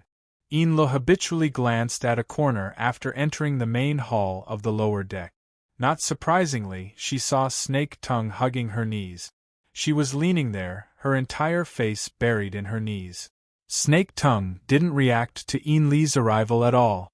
Ever since Snake Tongue became Luo Nan's experimental subject, her condition had never been good. Especially in the past 2 days, it seemed that she had been struck by some sort of ocular technique. Her condition had worsened. She was fine before Luo Nan's eyes, but most of the time, she had this dispirited and listless appearance. Yinlu gave up on communicating with Snake Tongue. She just came here out of habit. She didn't have a goal in mind. Luo Nan was resting in the bedroom, and he was splitting his attention to stir up trouble several thousand kilometers away. She didn't dare to disturb him. This was strange. Just as she thought that she couldn't be disturbed, her wristband vibrated. The sound wasn't loud, but it was exceptionally clear in the quiet room.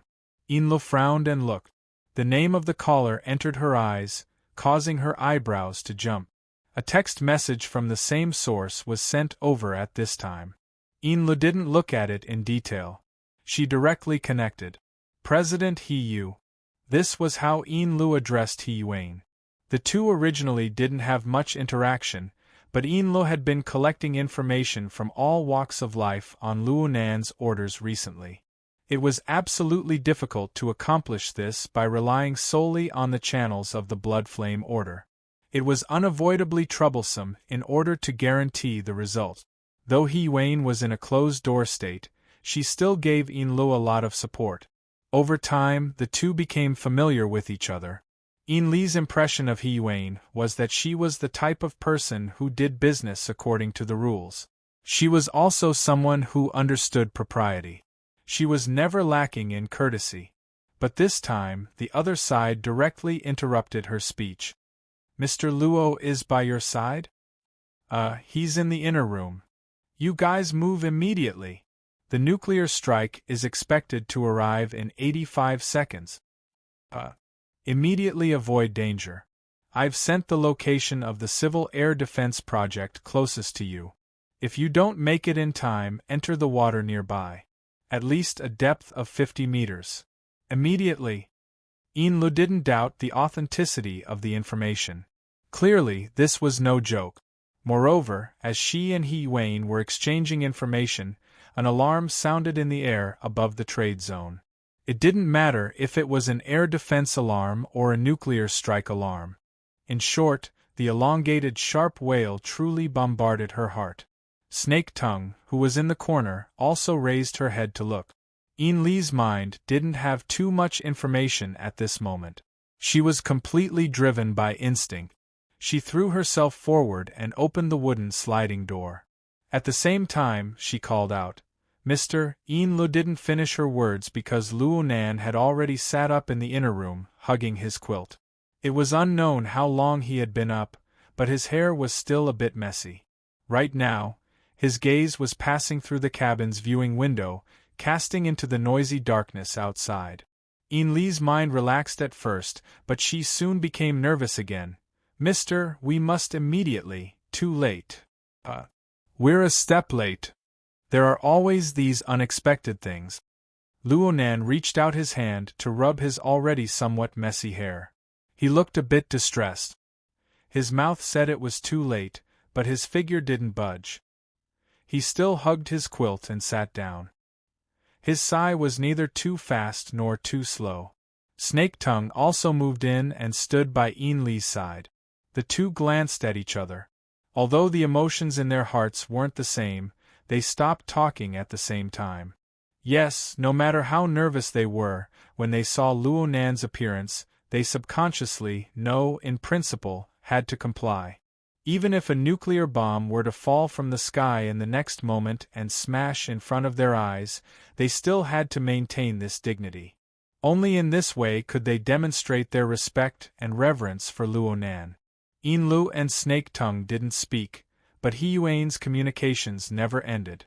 They were separated by several thousand kilometers, but she still transmitted a rare sense of nervousness and urgency over. Your positions haven't changed, Sister Yuan, I know this matter. I'll take care of it. The air went silent for a moment before He Yuan responded. Okay. The lingering sound reverberated within the yacht at Northern Mountain Lake. And in some secret military base, several thousand kilometers away, He Yuan wore a loose robe.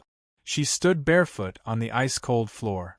Nutrient fluids slid down from her body and head. She cut a rare sorry figure. She had indeed forcefully interrupted the debugging experiment to warn Luo Nan. But Luo Nan's reaction made it hard for her to not be startled. On one side, a live broadcast was displayed in the projection area. Multiple angles of outer space and the atmosphere were stitched together to form a mosaic. There was a certain delay in the signal due to the several thousand kilometers distance and the mosaic of the image. So what she was seeing right now was the situation of 1 second, 2 seconds, or even 5 or 6 seconds ago. At this time, the various images had yet to completely lock onto the position of the falling nuclear warhead. She would only occasionally catch a glimpse of the dot of light. The dot of light shuttled back and forth within the complex misty environment. Dr. Pan, who had previously presided over the experiment, sighed with emotion. It's been a few years since I've seen this scene. Ban City and the surrounding areas should have missile interception systems, right? Of course, they've mainly been used to shoot birds in recent years. When I was young. He Yuan turned to look at him. What's wrong? The front-end satellite early warning system is abnormal. We've already missed the interception window. Is this a coincidence? It was too late to say anything now. The image showed that Ban City's on-duty fighter had taken off, and the missile defense system had been turned on. But this was just the best they could do. Ban City was already in chaos. The nuclear strike alarm was playing faithfully. Sound waves and text messages bombarded the city, paralyzing the evening rush hour in an instant. The true challenge is after the warhead hits the ground. Tian Bang walked in with large strides, dressed in a military uniform. His voice was clear and bright. I really didn't expect that there would still be a leading figure in this world right now. Do you need help, Ma-am? He Yuan didn't respond, even though Tian Bang's words represented her stance in a certain sense. 85 seconds was very short, but it was also very long. She had already done quite a few things, but they all seemed to be meaningless. But in the end, she remembered Luo Nan's calm response. The mid-course interception failed. Actually, there was no mid-course interception at all. Tian Bang sighed as he watched. Space-based weapons were like this. Low resistance, high speed, short range. After breaking through the atmosphere, their speed exceeded Mach 20, bringing enormous pressure to the terminal anti-missile system. The reaction time was too limited. There's still 20 seconds. The time of destruction was already madly jumping toward the end in the time it took to speak. The first wave shouldn't be a problem. Tian Bang unconsciously sped up his speech to express his opinion. They had given nearly a minute and a half of warning time. The surrounding environment was still fine. An extraordinary should be able to survive no matter what. But what happened after this decisive method wasn't as simple as a post-disaster rescue. He Yuan finally responded. She spoke of matters unrelated to the scene. The Amaterasu court has taken to the sky. It's heading toward Beishan Lake. Interception. My ass. Hey. Were they really not going to do anything? Tian Bang's mouth really couldn't keep up at this time. On the contrary, The military personnel in charge of monitoring and interception used highly reduced professional terms to form a storm that assaulted the eardrums through the live broadcast signal. Compared to the quick and calm terms used by the long-range personnel, the information link near Band City was perhaps more representative. Someone, possibly a pilot, had already begun to yell. At this time, the high-speed camera captured a few effective frames. The high heat reaction of the nuclear warhead was displayed as a dot of light falling from the sky in the dim image of the thermal imaging. And behind it was the despairing chain trajectory of an electromagnetic cannon that brushed past. The countdown had already entered 10 seconds. Perhaps it was 5? All means of interception had failed. The fate of the safe trade zone of Band City had been decided. Even Tian Bang felt the blood in his entire body accelerate. His pores opened up, and his scalp went slightly numb. He subconsciously opened his eyes wide and his pupils dilated, preparing to receive the terrifying cloud that was about to explode. He Yuan's body suddenly trembled. This was the information that Tian Bang had received from the corner of his eye. But his brain didn't have the time to analyze it further, because at this time, the real scene image that had been pieced together split. It was hard to describe such a change. As a matter of fact, it was just a shadow that suddenly appeared on the real scene. It was so straight that it looked like someone had drawn it with a ruler. It was right in front of the bullet's light spot, and it had directly cut open the void that it was reflecting. Yes, this was the feeling. In the next instant, the dot of light of the warhead entered the shadow, and then there was no then. "The target has disappeared?" someone said in the communication channel, and then there was meaningless noise. But Tian Bang saw that the real scene image was clearly fluctuating. It was as if the void was covered in clouds, trying to erase the traces left behind by the shadow. But the shadow was there, stretching across the horizon. There was a sense of disorderly three-dimensional disorder. It was as if one side of the void was curled up and the other side was curled up. It had lost its previous flat appearance, and instead formed a strange scene like a confrontation between two high cliffs. It was more like a festering wound that was difficult to heal in a short period of time. It was exposed in front of everyone's eyes. Chapter 1096.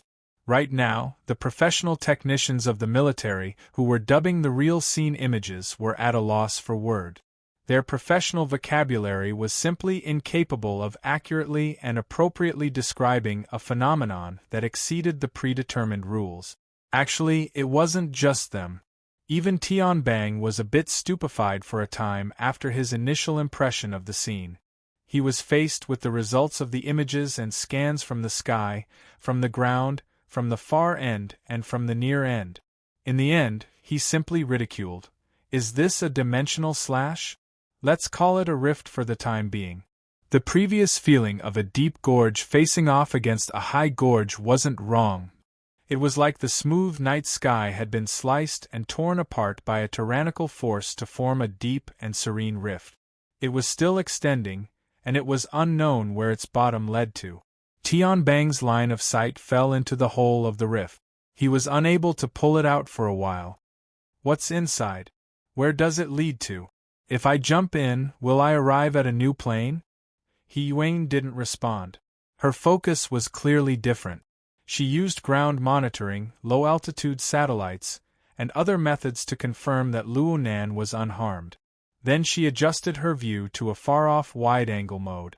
It was as if she wanted to find out just how far the rift extended to in the end. Yes, the void rift had a direction. After it swallowed the nuclear warhead, it clearly extended from the west to the east. Its farthest end already far exceeded the current recording range of the real scene images. Even if she changed her view, she wouldn't be able to reach it in a short amount of time. Many people didn't care about where it would extend to. They didn't even understand the situation before their eyes. What was the point of expanding it in a hurry? Clearly, He Yuan wasn't that bored. Soon, Tian Bang understood. She wanted to establish a link between two important links. the rift above Northern Mountain Lake and the aircraft heading towards Northern Mountain Lake. It also seemed to be able to connect. It wasn't Hiyuan's conceptual connection. Instead, it was the rift that continued to extend outwards. If he followed the approximate length of the rift, he might be able to touch it. The reason why Tianbang wasn't sure was because the straight crack that left a deep impression like a ruler had become more and more unstable as it extended. It had long lost its sense of direction.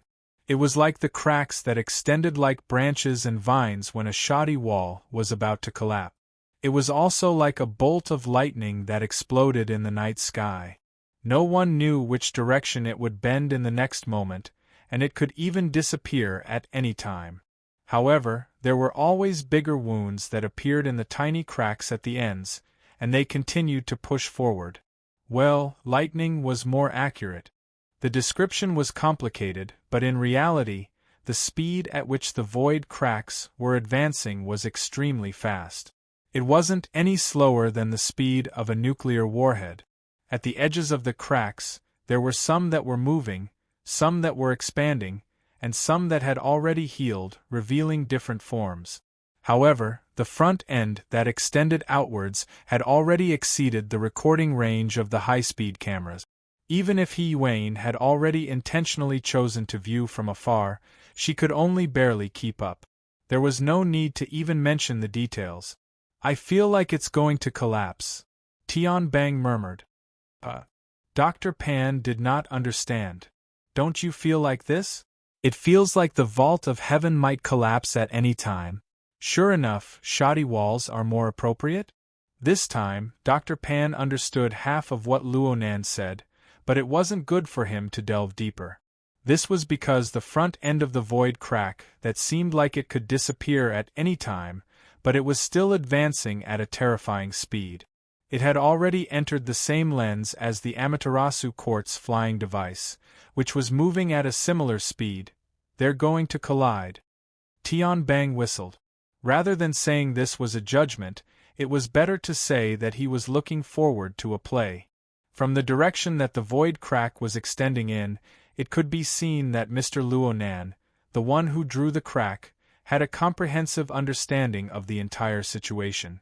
At the very least, he seemed to have a clear understanding of who it was that had tossed a nuclear warhead down above his head. Then, were the two sides going to fight now? A fight between extraordinary levels?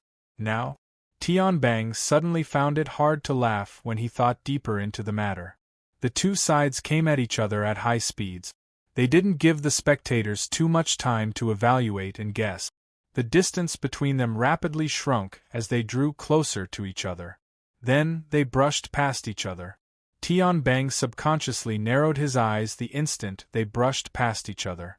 But nothing happened between the two, if not for the violent undulation of the flying device at the edge of the void crack. Tianbang keenly sensed that the undulation of the flying device didn't seem to be caused by turbulence in the air. Instead, it was more like a picture on a warped sticker. Even the void that bore it was warping and fluctuating. "Wow!" He let out an emotional exclamation. The problem was that this kind of turbulence wasn't the main show. This was because the void crack continued to extend at an astonishing speed. If this continued, then the area it extended to the Amaterasu Court? The Amaterasu Court was located in the open sea east of Ban City. The position where the sun rose represented the Amaterasu Order's transcendent and powerful control over the city of 10,000 gods. Honestly speaking, it wasn't that far away. At the very least, it was nothing compared to the speed at which the void crack was extending. Tianbang, who was at the side, did not have much room to ponder.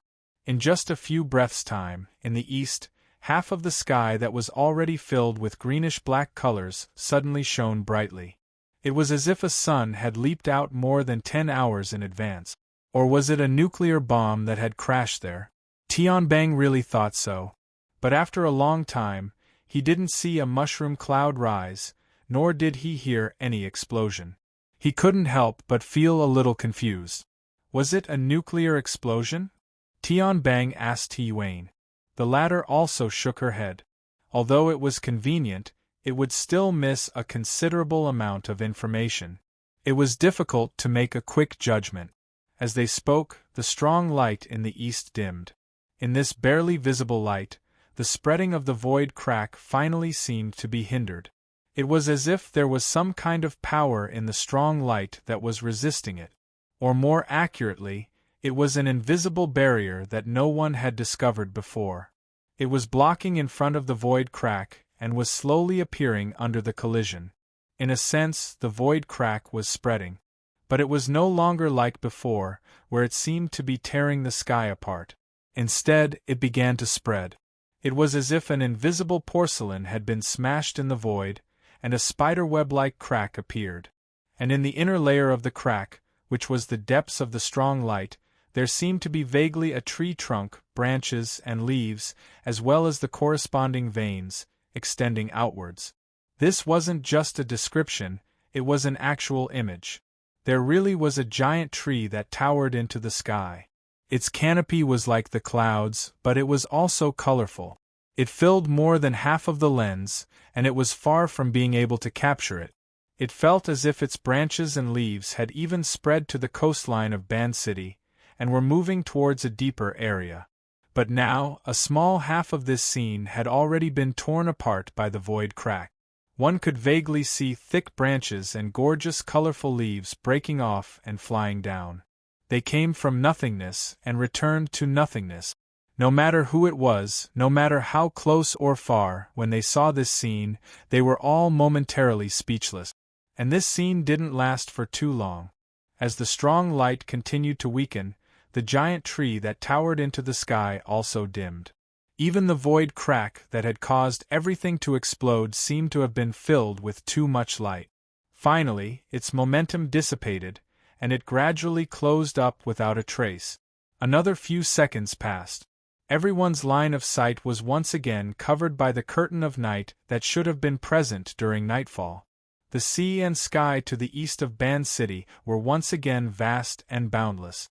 And in every corner of the city, shrill sirens, noisy shouts, car horns, and other sounds became embellishments of the current situation. "Oh my, why did you have to make such a mess?" Emola, who was in the aircraft, had just experienced a turbulence that wasn't caused by air turbulence.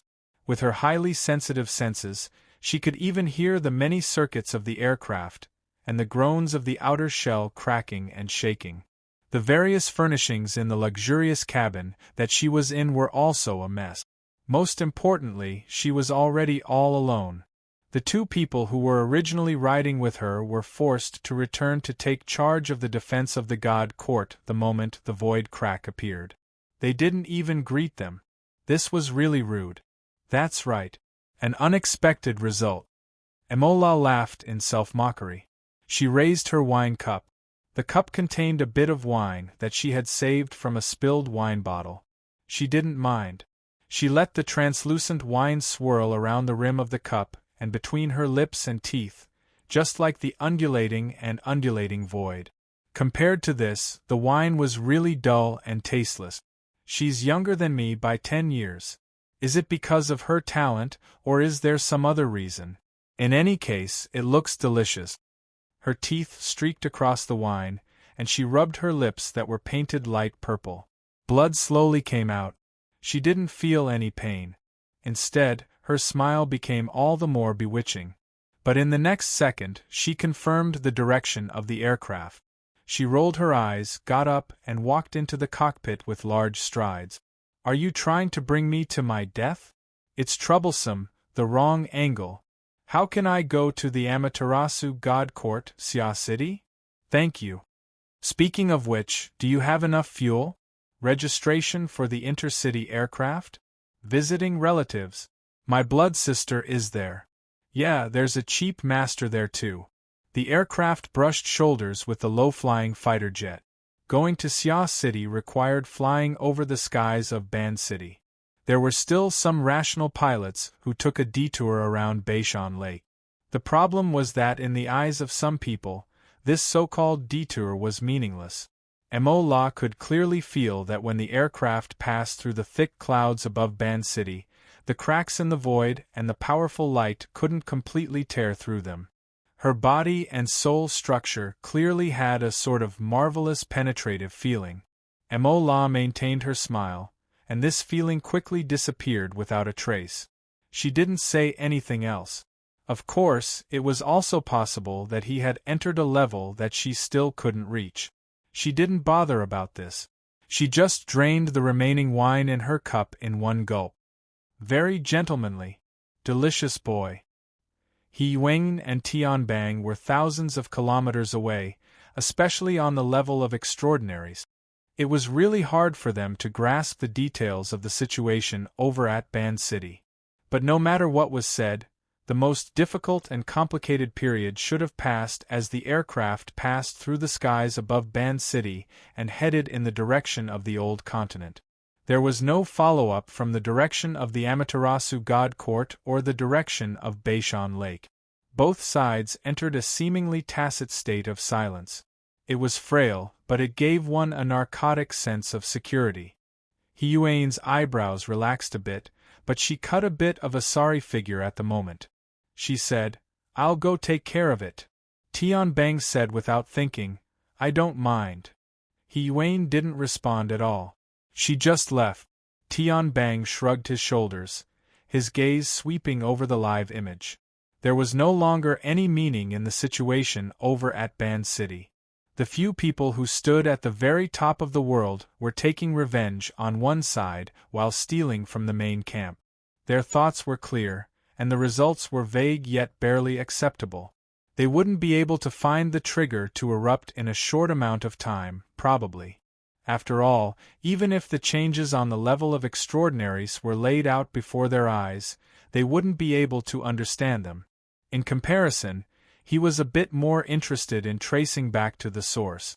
The problem was that his position in the army system was relatively high. He didn't have much of a card to play on the side of the independent Air Force. He had only heard a bit about what had happened on the Magic Cloud platform above his head. He didn't know the specifics at all. He just faced Yuan's back and shouted, "Jade Dragon! If there's any definite news, send it over. Everyone can help together." Yuan still didn't pay attention to him. But at this time, Luonan's voice rang out from the other side of the communication. "Sister Yuan, help me out." Yuan's feet stopped. "Please speak, Mr. Luo. It's the one in near-Earth orbit. You guys were talking about something called the Jade Dragon just now. I'm quite interested in that side. There might be something left behind. I want to take it and study it." Yuan had already responded without waiting for Luonan to finish speaking. "I'll think of a way. Mr. Luo, are you doing well on your side?" It's nothing. Sometimes I just feel that those two from the Amaterasu Order are a bit too tactful. That's why I say, broadening your horizons and being more knowledgeable are still beneficial, right?" Tianbang clenched his fists behind Yuan's back, but in the end, he could only roll his eyes and prick his ears to listen to the conversation between the two. Speaking of which, he could understand what it meant to be tactful, but how could he understand broadening his horizons and being more knowledgeable? He turned his head to look at the space that was already beginning to close up. He seemed to be lost in thought. In Tianbang's position, he had to consider a bit more. But for a frontline soldier, all he needed to do was carry out orders. Before the situation in Band City was completely clear, the Jade Dragon had already left the inner defensive perimeter in Earth's near-Earth orbit. Its privileges had already been completely sealed, and it practically sunk into darkness. Only the solar panels were still reflecting a bit of the faint light from the distant edge of the Earth. Soon, a landing ship docked with the platform. Dozens of aerospace army officers, who could be summoned in a short amount of time, forcefully boarded the ship. Contrary to expectations, they advanced like a hot knife through butter. Everyone on the Jade Dragon appeared to be in a stupefied state. Whether they were soldiers or researchers, they were all extremely cooperative. There was no challenge at all. The commandos charged all the way to the command cabin. They broke the door open and entered. All they saw was the tactical sand table projection that was still flickering under the support of an unknown source of energy. Under the dim light, large amounts of solid, liquid, and other mixed fragments of human tissue floated and scattered. There were 8 personnel, led by Claire, the adjutant of the Jade Dragon. They were restrained by buckles in their respective positions. Some were unconscious like Claire. Some had already died without a sound. The preliminary judgment was that they had ingested an excessive amount of anesthetic. The commando leader discussed with the sergeant in charge of technical identification and decided to first report to their superiors. At the same time, they began to take photos and videos of the messy command cabin. They also searched for the corresponding surveillance footage to preserve first-hand information. After receiving new orders, they began to further deal with the aftermath. While his subordinates were busy, the commando leader suppressed his disgust and entered the core of the command cabin. It was currently also the area with the densest concentration of all kinds of flesh and floating debris. It didn't take long for him to find the object specified in the new order. It was a crystal ball that looked a bit distorted. Because it was distorted, it gave off a very strange and cheap feeling. Inside it was a lump of rotten flesh that was almost unrecognizable. This lump of rotten flesh was still twitching, as if it was maintaining a rather tenacious vitality. The commando leader even saw that there was an area under the mangled flesh and nerve. It looked like an eyeball that was basically intact, projecting a cold and demonic line of sight. The commando leader actually felt a little dizzy when he looked into the eye. He subconsciously took a step back. His movements were too large and attracted the attention of his subordinate. Many people raised their guns, including the commando leader himself. But at this moment, he saw that the demonic eye seemed to have been slashed by an invisible blade. Blood splattered, but it was blocked by the inner wall of the distorted crystal ball, so the sputtering effect was limited. But it was obvious that this was a heavy blow. Not to mention the eye that had almost been cut in half, even the twitching flesh and nerves around it had weakened. The question was, where did this blow come from? What was going on? The commando leader didn't dare to move for a moment. With his rich combat experience, he subconsciously felt that there was still some kind of tension in the command cabin that had been splattered with flesh and blood. There was an invisible force that was highly dangerous to armed personnel like them. He turned on the communicator and contacted the command center again because this was clearly different from the description in the order. A few seconds later, he received a more accurate answer. "That's right. All right, whatever you say." The commando leader put in a lot of thought for this temporary order. It wasn't easy for him to find a sealed metal container and store the distorted crystal ball. Strangely enough, the entire process didn't have any twists and turns. After storing it inside, he could sense a rhythmic pulse in the container through the sensor on the exoskeleton armor. There was even a kind of ice-cold touch that made him shiver involuntarily. Illusion, illusion! The commando leader didn't delay any further. He personally escorted the crystal ball and the metal container that contained the rotten flesh out of the Jade Dragon. He then quickly switched to another transport ship. After traveling in orbit for a period of time, the ship went against the direction of Earth's rotation and entered the atmosphere. This kind of transportation method was similar to a rail elevator. In theory, it could deliver the express mail to a designated person in any corner of the world within an hour. 20 minutes later, the transport ship penetrated the thick clouds and arrived at a certain sea in the middle of the Pacific Ocean. It was obvious that the weather conditions in this sea were terrible. Not only were the clouds thick, but there were also dense lightning flashing deep in the clouds. And in this vast sea where the storm raged, there was a luxurious cruise ship bobbing up and down in the wind and waves. Strangely enough, there was a thick fog surrounding it. If it weren't for the clear coordinates and the powerful lighting equipment on the cruise ship, The commando leader would have had to spend a lot of effort to discover this small metal box. How did I end up here?